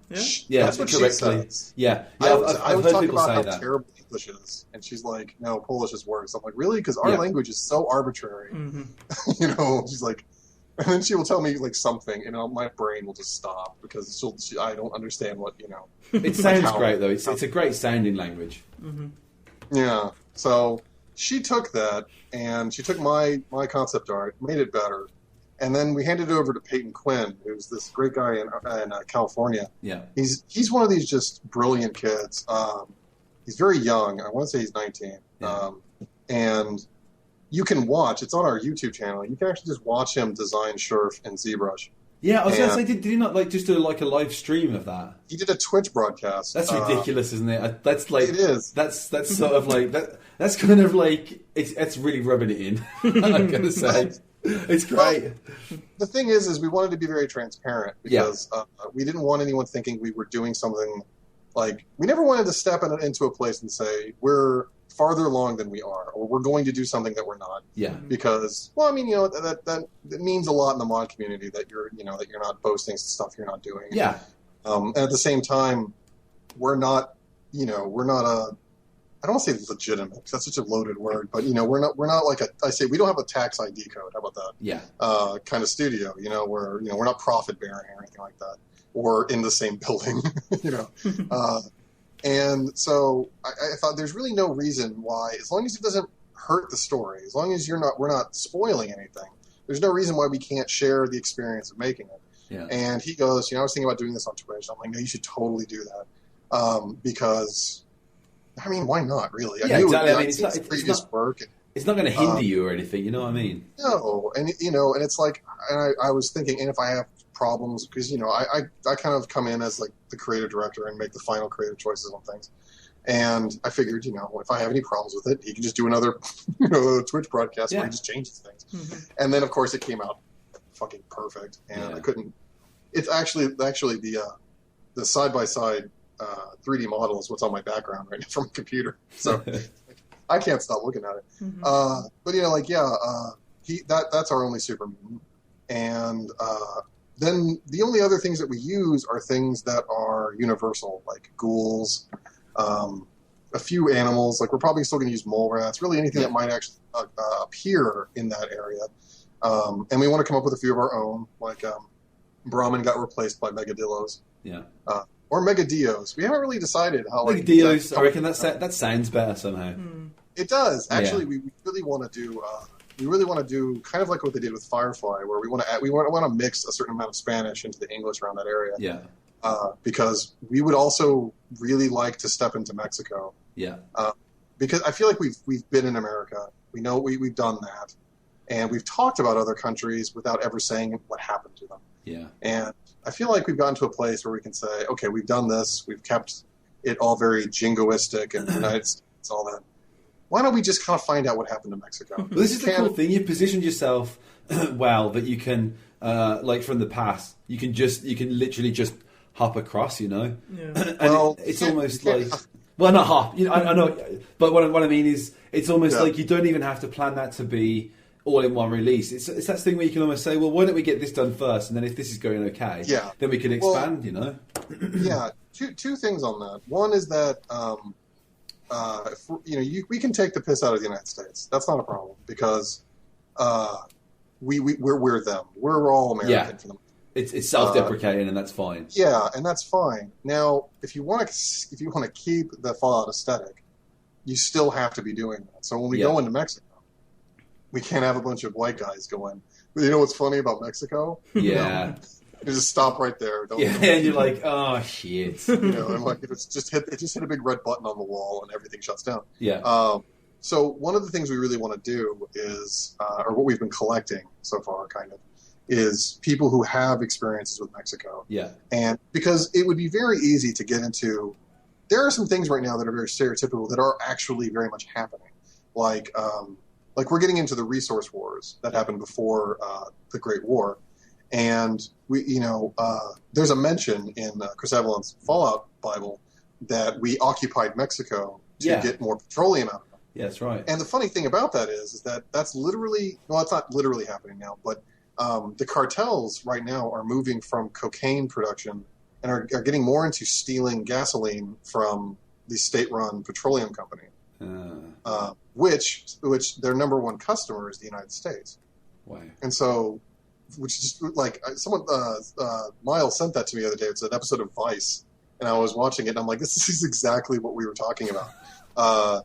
They're brazen. It's really awful. Like they'll take their own stolen tankers, drive them up to the Pemex stations, not the gas stations, like petroleum refineries, and they'll just threaten everyone. Everyone kind of scatters. They go up, fill up their own tanker, and drive off, sell it on the black market, and it's done. And well, no, actually, and not the funny thing, the sad but coincidental thing is, people who have been arrested for purchasing said stolen oil, are a lot of them are in Texas.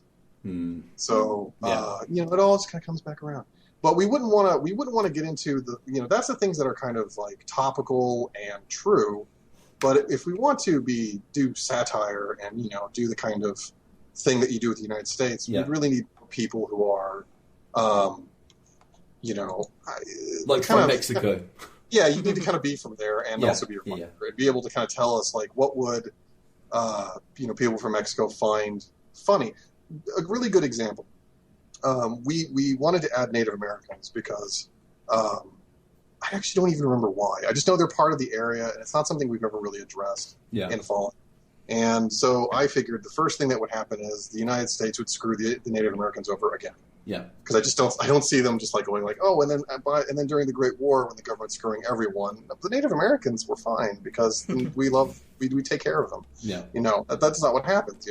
And so I came up with the Casino Nation, which just deals with the idea that there was a vault set aside for the Native Americans, and it was done very poorly, and so a lot of tribes got crammed into one vault. Yeah. And without really any way of preserving their culture other than word of mouth.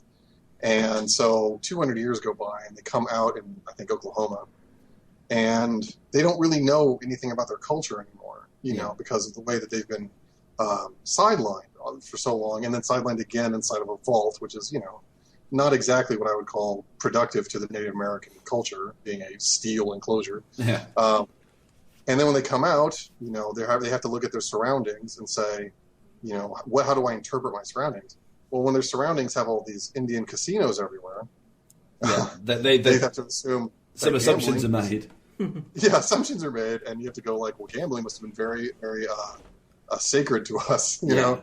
But the idea is it's the same thing. Is that what you're doing is you're just taking the things that did happen, and making sure that what it is that things are just innocently wrong now. Yeah. And that works the same way like the Kings in New Vegas. Guys find this old Elvis impersonation building and they assume it's a church. They're one of my favorite little kind of gangs in the whole thing. Right? They're my poster child for I don't understand the world I'm in right now.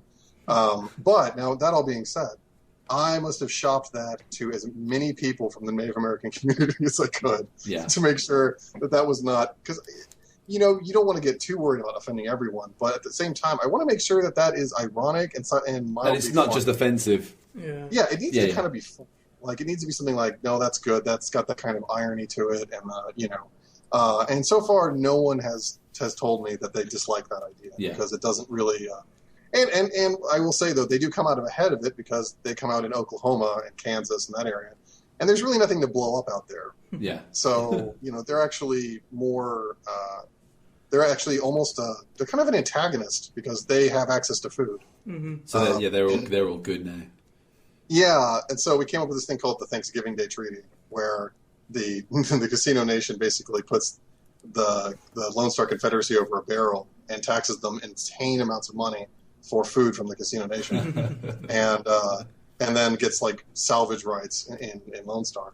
Cool. And so a little bit of irony and things like that.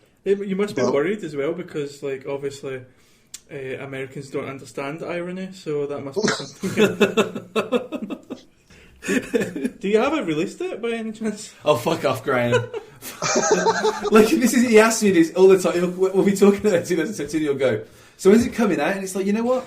I'm going to kill you. I kind of feel like that's what anybody who's doing, like, a personal project like this, you just can't, I mean, like, you pick people up and then they have to go.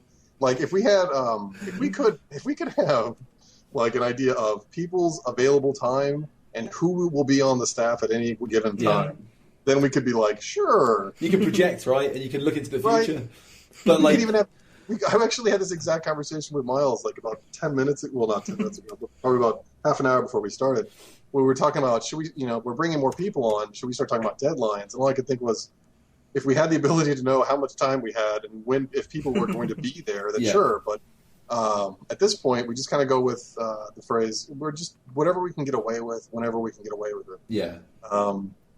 But obviously we would like it as soon as possible. There's really not like we're taking our time, but at the same time we're not trying to dragging. You're not stretching it out. Mm-hmm. No, not at all. Yeah. What are your, like, outside of Fallout, when it comes to games, and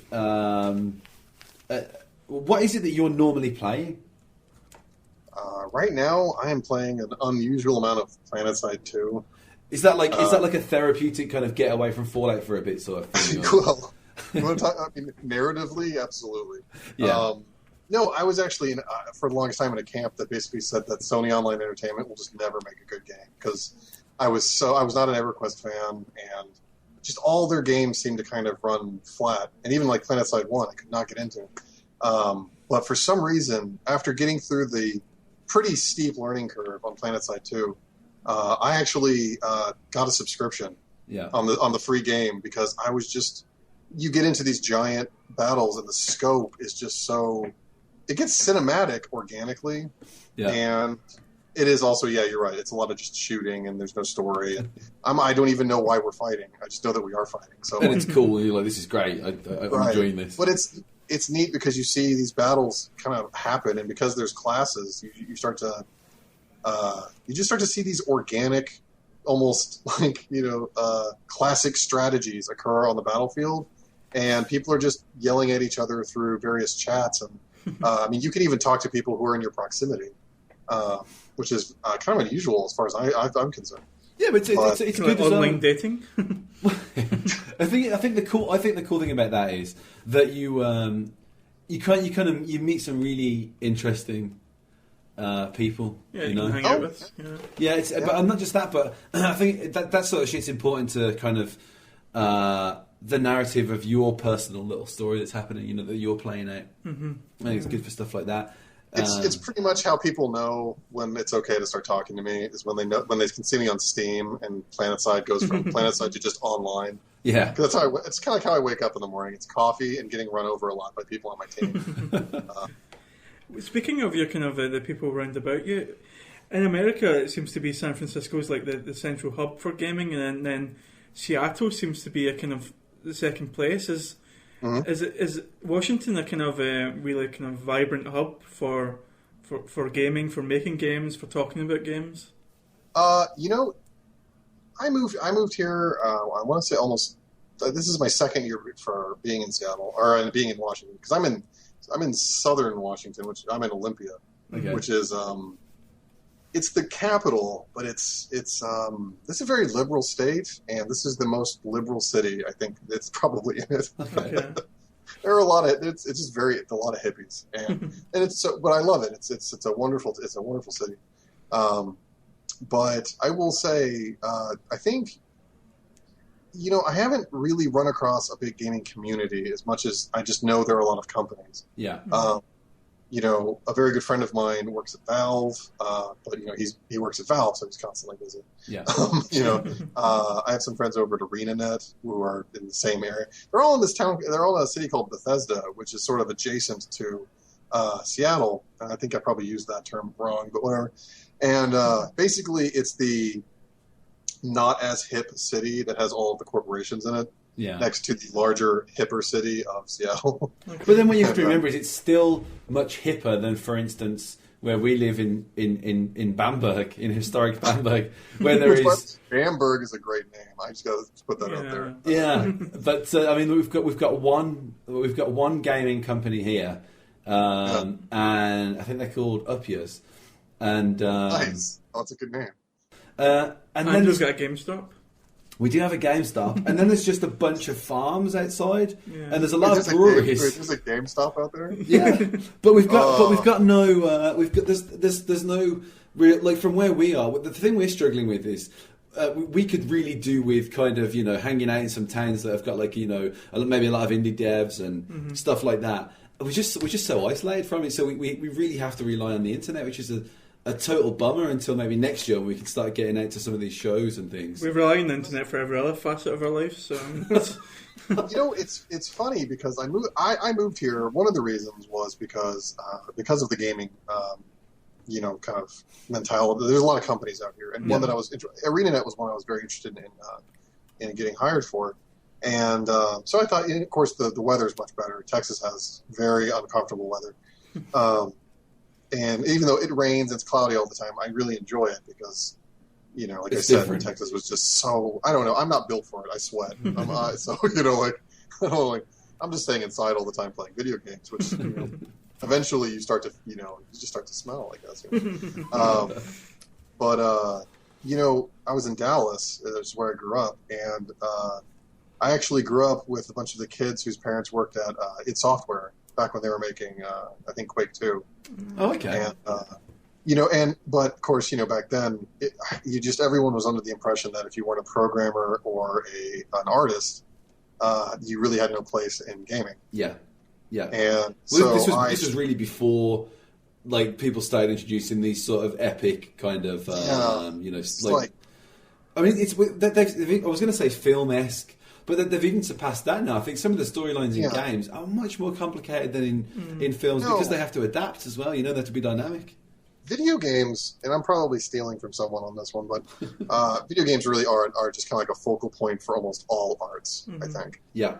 You can kind of just, like, I can't really, like, when we say, if you've got something to bring to the table, please let us know. It's because I don't think I could really round it down to what things that we would turn away. Yeah. At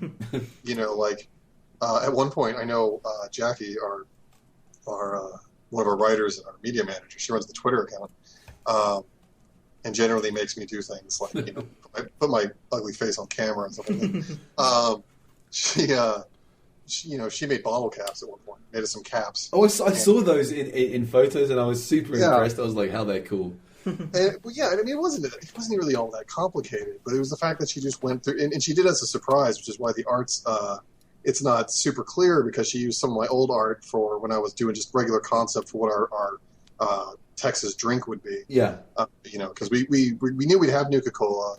I can't. There's actually a chart somewhere in New Vegas that says where Nuka-Cola has their footprint and where Sunset Sarsaparilla has theirs. Okay. And I want to say that Texas was like, I want to say it's still deep Nuka-Cola country, but we still wanted to add our own little signature drink. Yeah. And so she made those and it was just, I got them in the mail one day, and I'm just like, oh, they're in my desk right now. Like, I thought that was so cool. So we wouldn't like turn down anything at this point. Yeah. Because it all kind of feeds into that same, like it all kind of comes together, because like you play a game, and then people are cosplaying as characters in that game, or they're making, items that represent ideas in the game. And things like that. There's a lot of prop makers out there as well, who literally they just thrive on a new game comes out, and they're instantly there. It's like a competition to see who can make the best first. A Big Daddy out of BioShock or something, and you're like, Jesus, these guys are putting serious time in. I think sometimes you just don't realise what kind of implications your actions have. I mean, you're making something that someone, it could be their Star Wars, you know what I mean? It could be their game that they get into first. And yeah. I mean, it's you just want to kind of encourage people, because it's art. And the Supreme Court has said that games are art. It's legal. It's that's true. As good as it gets now. And so because you could say most things are art, but at this point you can even say that legally, they are art. Surely that's going to cause some loopholes, because if computer games are considered art, then would that mean by that by that argument, would I be able to on an artist visa come and work for a game developer? I mean, I'm sure you probably could. It depends on the specific laws, but when we think about greener pastures of the future, one of my major thoughts is always, how do I get all of our artists out of Poland? Which actually, that sounds like a really terrible World War II novella. It does, yeah. It's like, we need to get these people out. The Great Escape theme just came into my head there. Well, we're virtually a country away. Yeah, we're both of them. We can. This can be a stage point. Oh, absolutely. No, yeah, we'll just bring them into Germany, and then yeah, exactly. Yeah, I've got a decent loft. We used to record in there. It's not Anne Frank. So that is something I always think is like I want to be able to I mean I haven't I only know of a couple. I can only be certain like one or two of the artists would like to come to the United States. Yeah. I don't want to be one of those people who just assumes that obviously everyone will come to the United States. This is America. Why would you not want to come here? Right? Do you not like freedom? I mean, come on. I mean, but at the same time, if because don't get me wrong, I would absolutely love to see. We've had this from the very beginning. If you get picked up while you're doing this, we will just throw you a party and say goodbye. There's no one is supposed to be oh, I feel bad for leaving. No, you're so. That's and don't be an idiot. Fucking go. Yeah, go do this. It's when Peyton did Sheriff. I was like that. The moment I saw it, I said oh, he's gone. Yeah. There's no, there's this is so because there's a point where you look at certain things, and we get this a lot with the artists, where I'm like, I'm like, what would I ask? What did he do? What did he not do that I could possibly say? Yeah, you could have like that. If only you'd been a better artist, something like that. It's like I just sit and look at it and go, that looks so legit, and you can only assume a recruiter would say the same thing. You would look at that and go, this kid. I mean, it's one of those things. It speaks for itself. You can't really argue that it looks great. I want to show Graham the pictures afterwards. Yeah, no, they're. It's just he's got a gift, and. So we would like to see any of the artists that are there. Obviously, I'm all for games coming from different countries. Yeah. It's I kind of feel like that's where the good stuff comes from, is when it starts coming from places that are a little more unusual. Mm-hmm. But I was in Dallas and they had id and a bunch of other companies. I could have moved to Austin. Austin's a huge. There are gaming BioWare's down there. I mean, there's all sorts of companies down there. Yeah. And but I really just didn't like the heat, so I came up here. What's your end game with this? I mean, in 5 years' time, where do you hope to be? Well, I mean, I was reading one of those I can't remember who posted it, so I'm gonna say it was Avellone and just blame him. because he can take it, right? No, but someone posted the top 10 things that you should do to get into the industry. And I'm not gonna hide anything. I would absolutely love that. That's kind of my end goal. I'd like to do this professionally. And I would normally I would have said, most modders would, but actually really isn't true. A lot of them are just kind of, I can't really speak to their motivations, but a lot of it does seem like art for the sake of art sort of thing. Yeah. But I love the industry, and I really want to get, and scars and all, I think it's just brilliant, and it has its drawbacks in a lot of places, and but it's what I'd like to do. And on that top 10 list, one of the things this guy said, and I feel bad that I don't remember his name, but he said, make the game for the company that you want to work for. Yeah. And at the time, I was like, sure, whatever. It just sounds like one of those things that someone would say, that you can't really verify, and you hear a lot of advice about. This is in any industry really, where it's like advice about how to get ahead, and I'm like, psh, whatever, and then but I'm like, okay, I am making this game, and I would love to work for Bethesda. So if that's true, that's great. And then we start, you start seeing a couple people here and there from Bethesda follow the Twitter account, and at that point you go like, oh, I see, okay, that's what they meant. You're like, oh, okay. And I'm like, now I feel there's bad. There's a scary point, where you start I find there's a point where for me, I'm sort of similar to you in that respect. It's like I'd like to be able to do this as for a living, but for me, it's when you realise that there are eyes, maybe not specifically on you, but on the project you're on, and it suddenly becomes like, fuck, this just got real, like that. You know what I mean? Yeah. And that's kind of a scary feeling. It is. One thing I was going to ask you while you were on the subject of other companies is there a particular game engine that you would really like to work with? I really couldn't say. This is kind of where I think this is where my major fears come out of, because I learned the GAC, but I'm not like a I'm not a wizard. I sound like someone's grandfather. I'm not a wizard. I don't know how to do whatever. I can't do all this crazy stuff. What's a podcast? Obviously, Unity seems to be something that everyone really likes. Yeah. And I think is that what they used for Wasteland 2? I want to say that's. It could be. I don't actually know. I don't know. I'll use the magic of Google. Yeah, I was going to say. Why did you Google that, Graham? I want to say that's true, but if you because we considered that, I would not be against making Fallout Lone Star isometric like they did with Wasteland 2. Yeah. And I think they did that in Unity. And so when I saw that, and also I think after I played Divinity Original Sin. Yeah. Which was a lot more fun than I thought it was going to be. That was when I realized, I could totally see Fallout in this kind of in a return to the sort of 3D isometric. Yeah. And since Unity can do that, or it can do all these other games, I kind of feel like that must be really where it's at. And I always feel bad that I'm sitting here with the GAC. Yeah. I know. That's that big opportunity cost moment where you're like, well, I could be doing something with Unity, but instead I'm sitting here with the GAC. But it all goes back to that same guy, the company you want to work for. Yeah.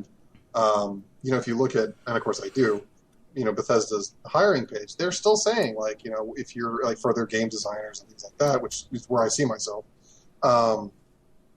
they still say have you used the GAC or the Skyrim editor, And it's good to be able to go, yeah, I have now. No, I have. No, that's a good feeling these days, because before I was like, I don't, You're like, so have you used the GEC and you're like, the what? The what now? Yeah. Bethesda just hired a Skyrim modder, didn't they? They did. He created a whole new world for Skyrim, and they hired. Did he sing a whole new world when he was doing it? When he was doing it.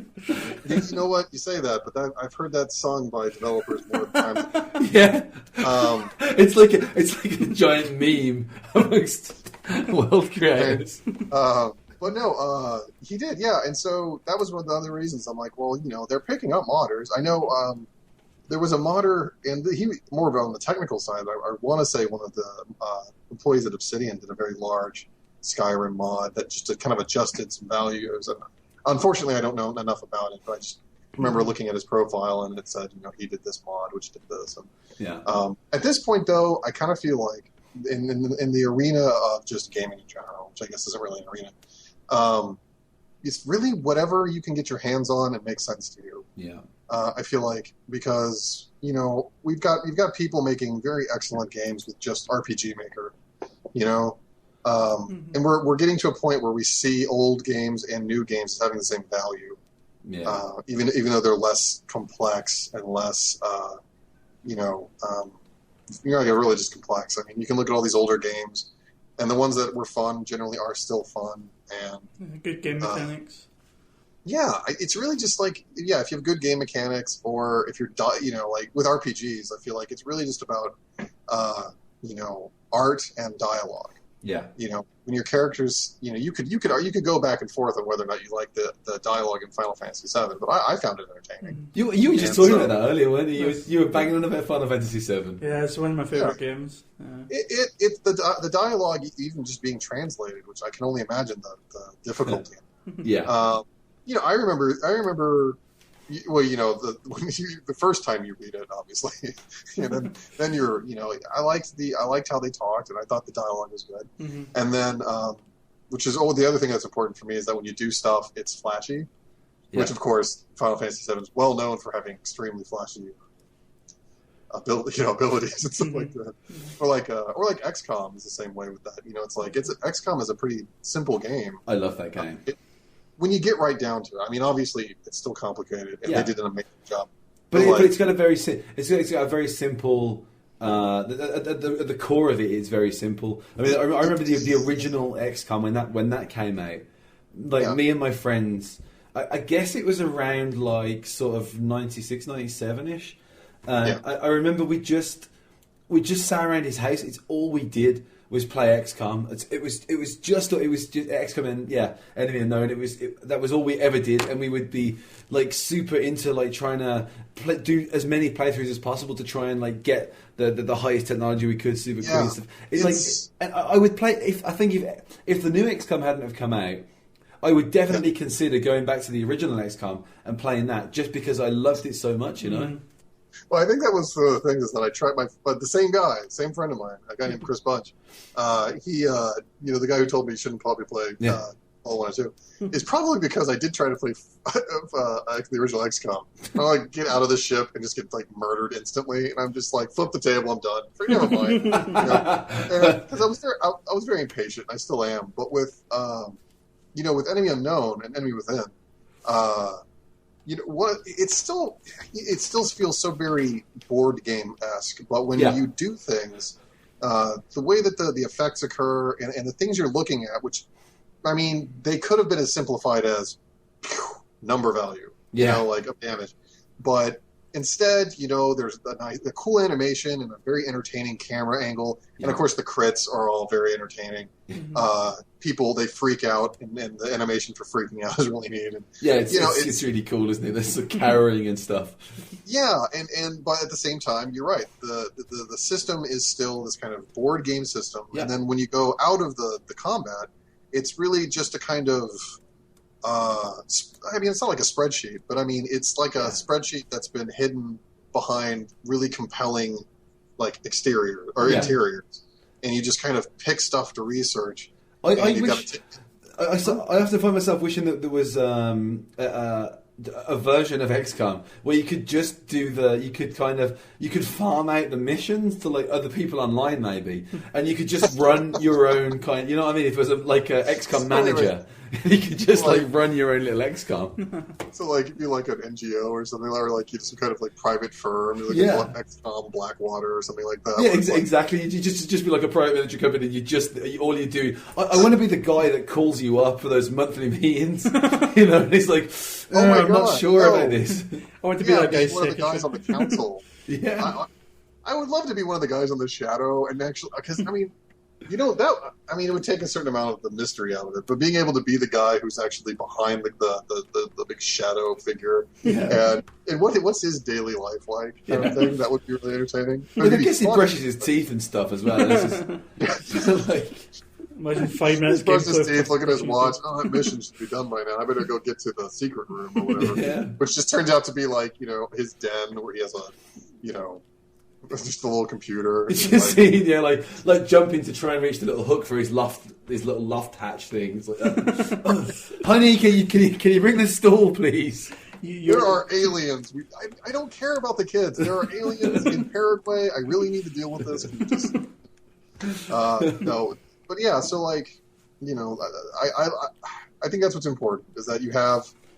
Even if simple things are happening, they look really interesting, which is why I love the VATS system, and probably why I probably played Skyrim a little bit less because it's all melee and sort of not.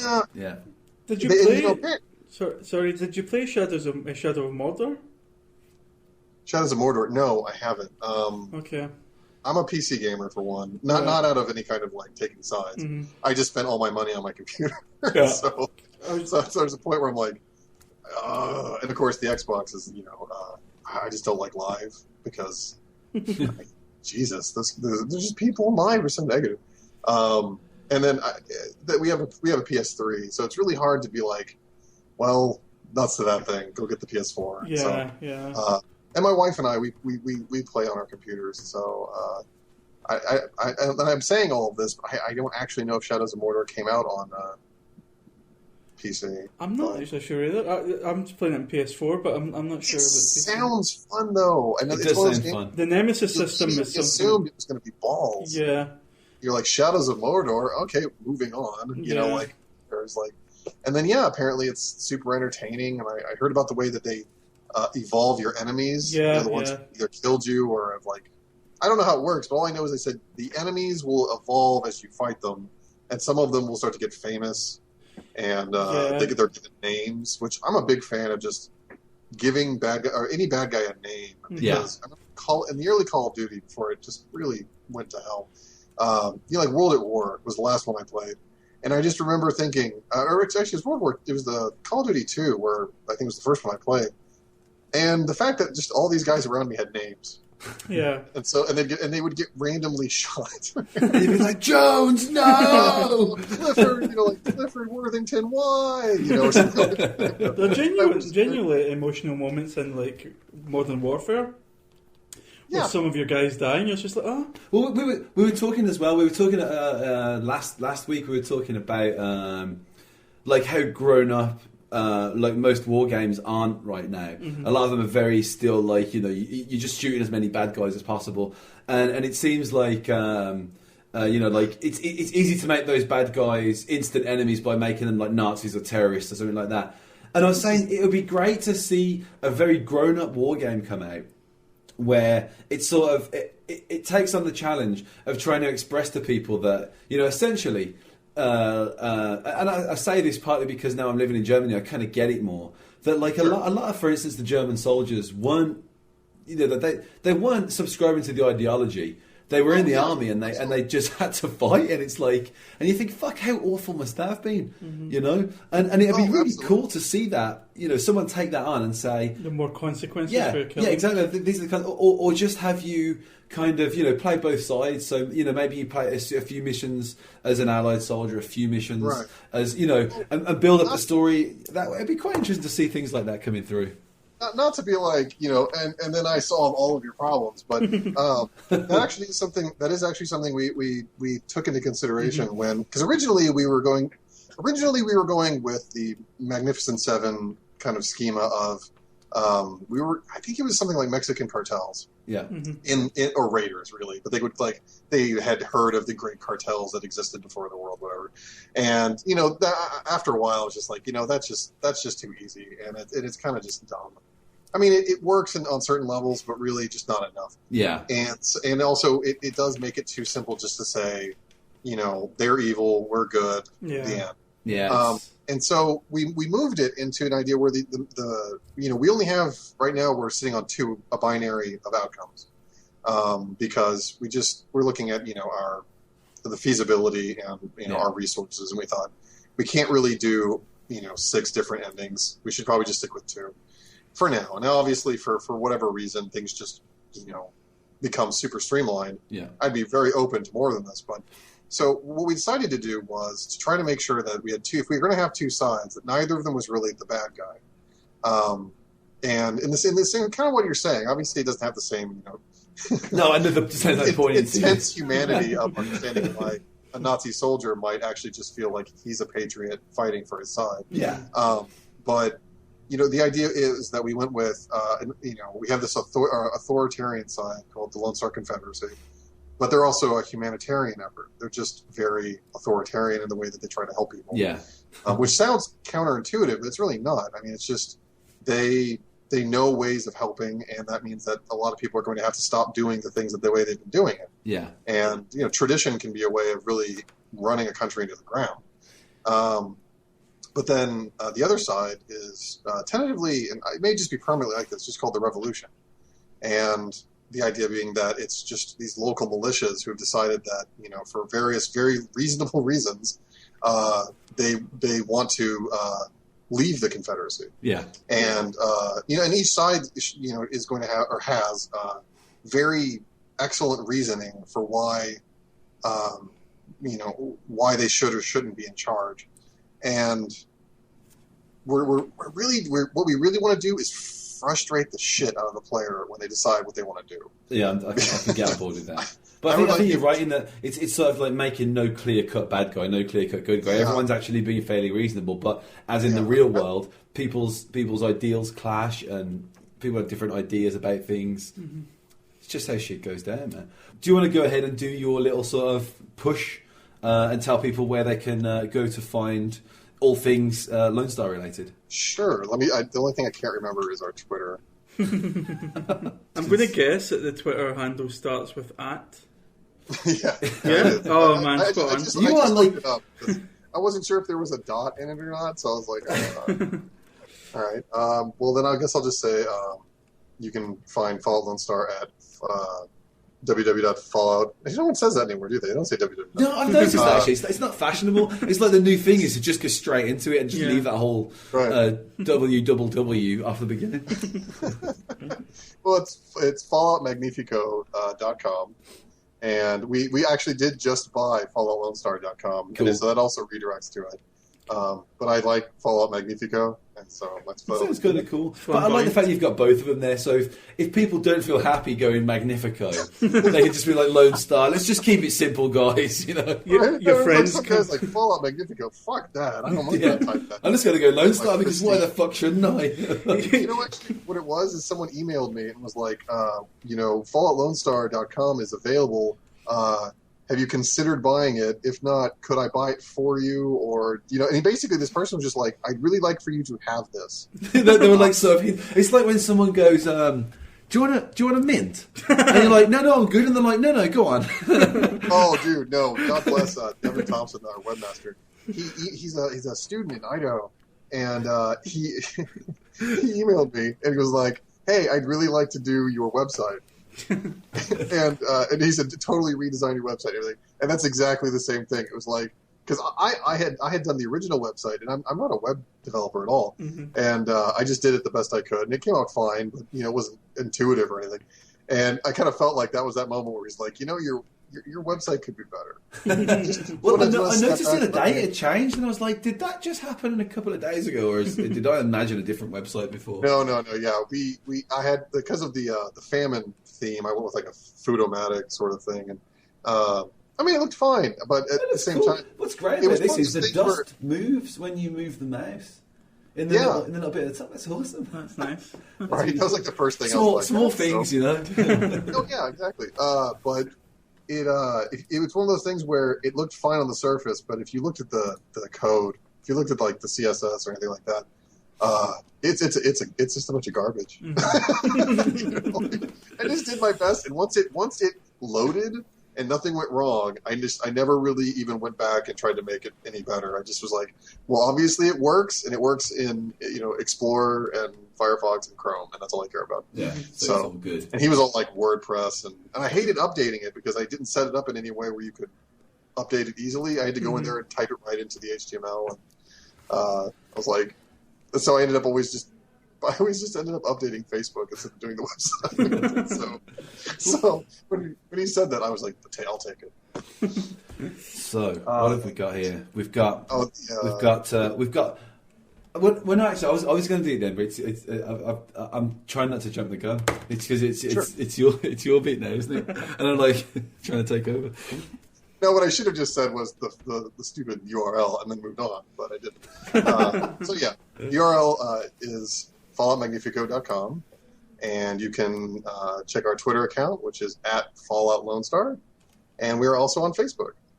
Yeah. And so just any way you'd like to contact. I think the Facebook is facebook.com/Fallout _Lonestar. I believe that's true. Yeah. Well, not Fallout full stop all spelled out. It's like Fallout, as an American would say, period. Lone Star. Or dot. Yeah. Or just dot. I never let go of dot because for some reason, or I don't know why, but some people say point, which I've always felt that's like weird. That's just weird, isn't it? Yeah. One last question: do you guys have a release date yet? Yeah. It's around the 3rd of Go Fuck Yourself. You beat me to the punch. Something like that. And I was like, I got. So thanks a lot for coming on, Chris. Totally. It's been a hoot, a holler. Graham, is there anything else? No.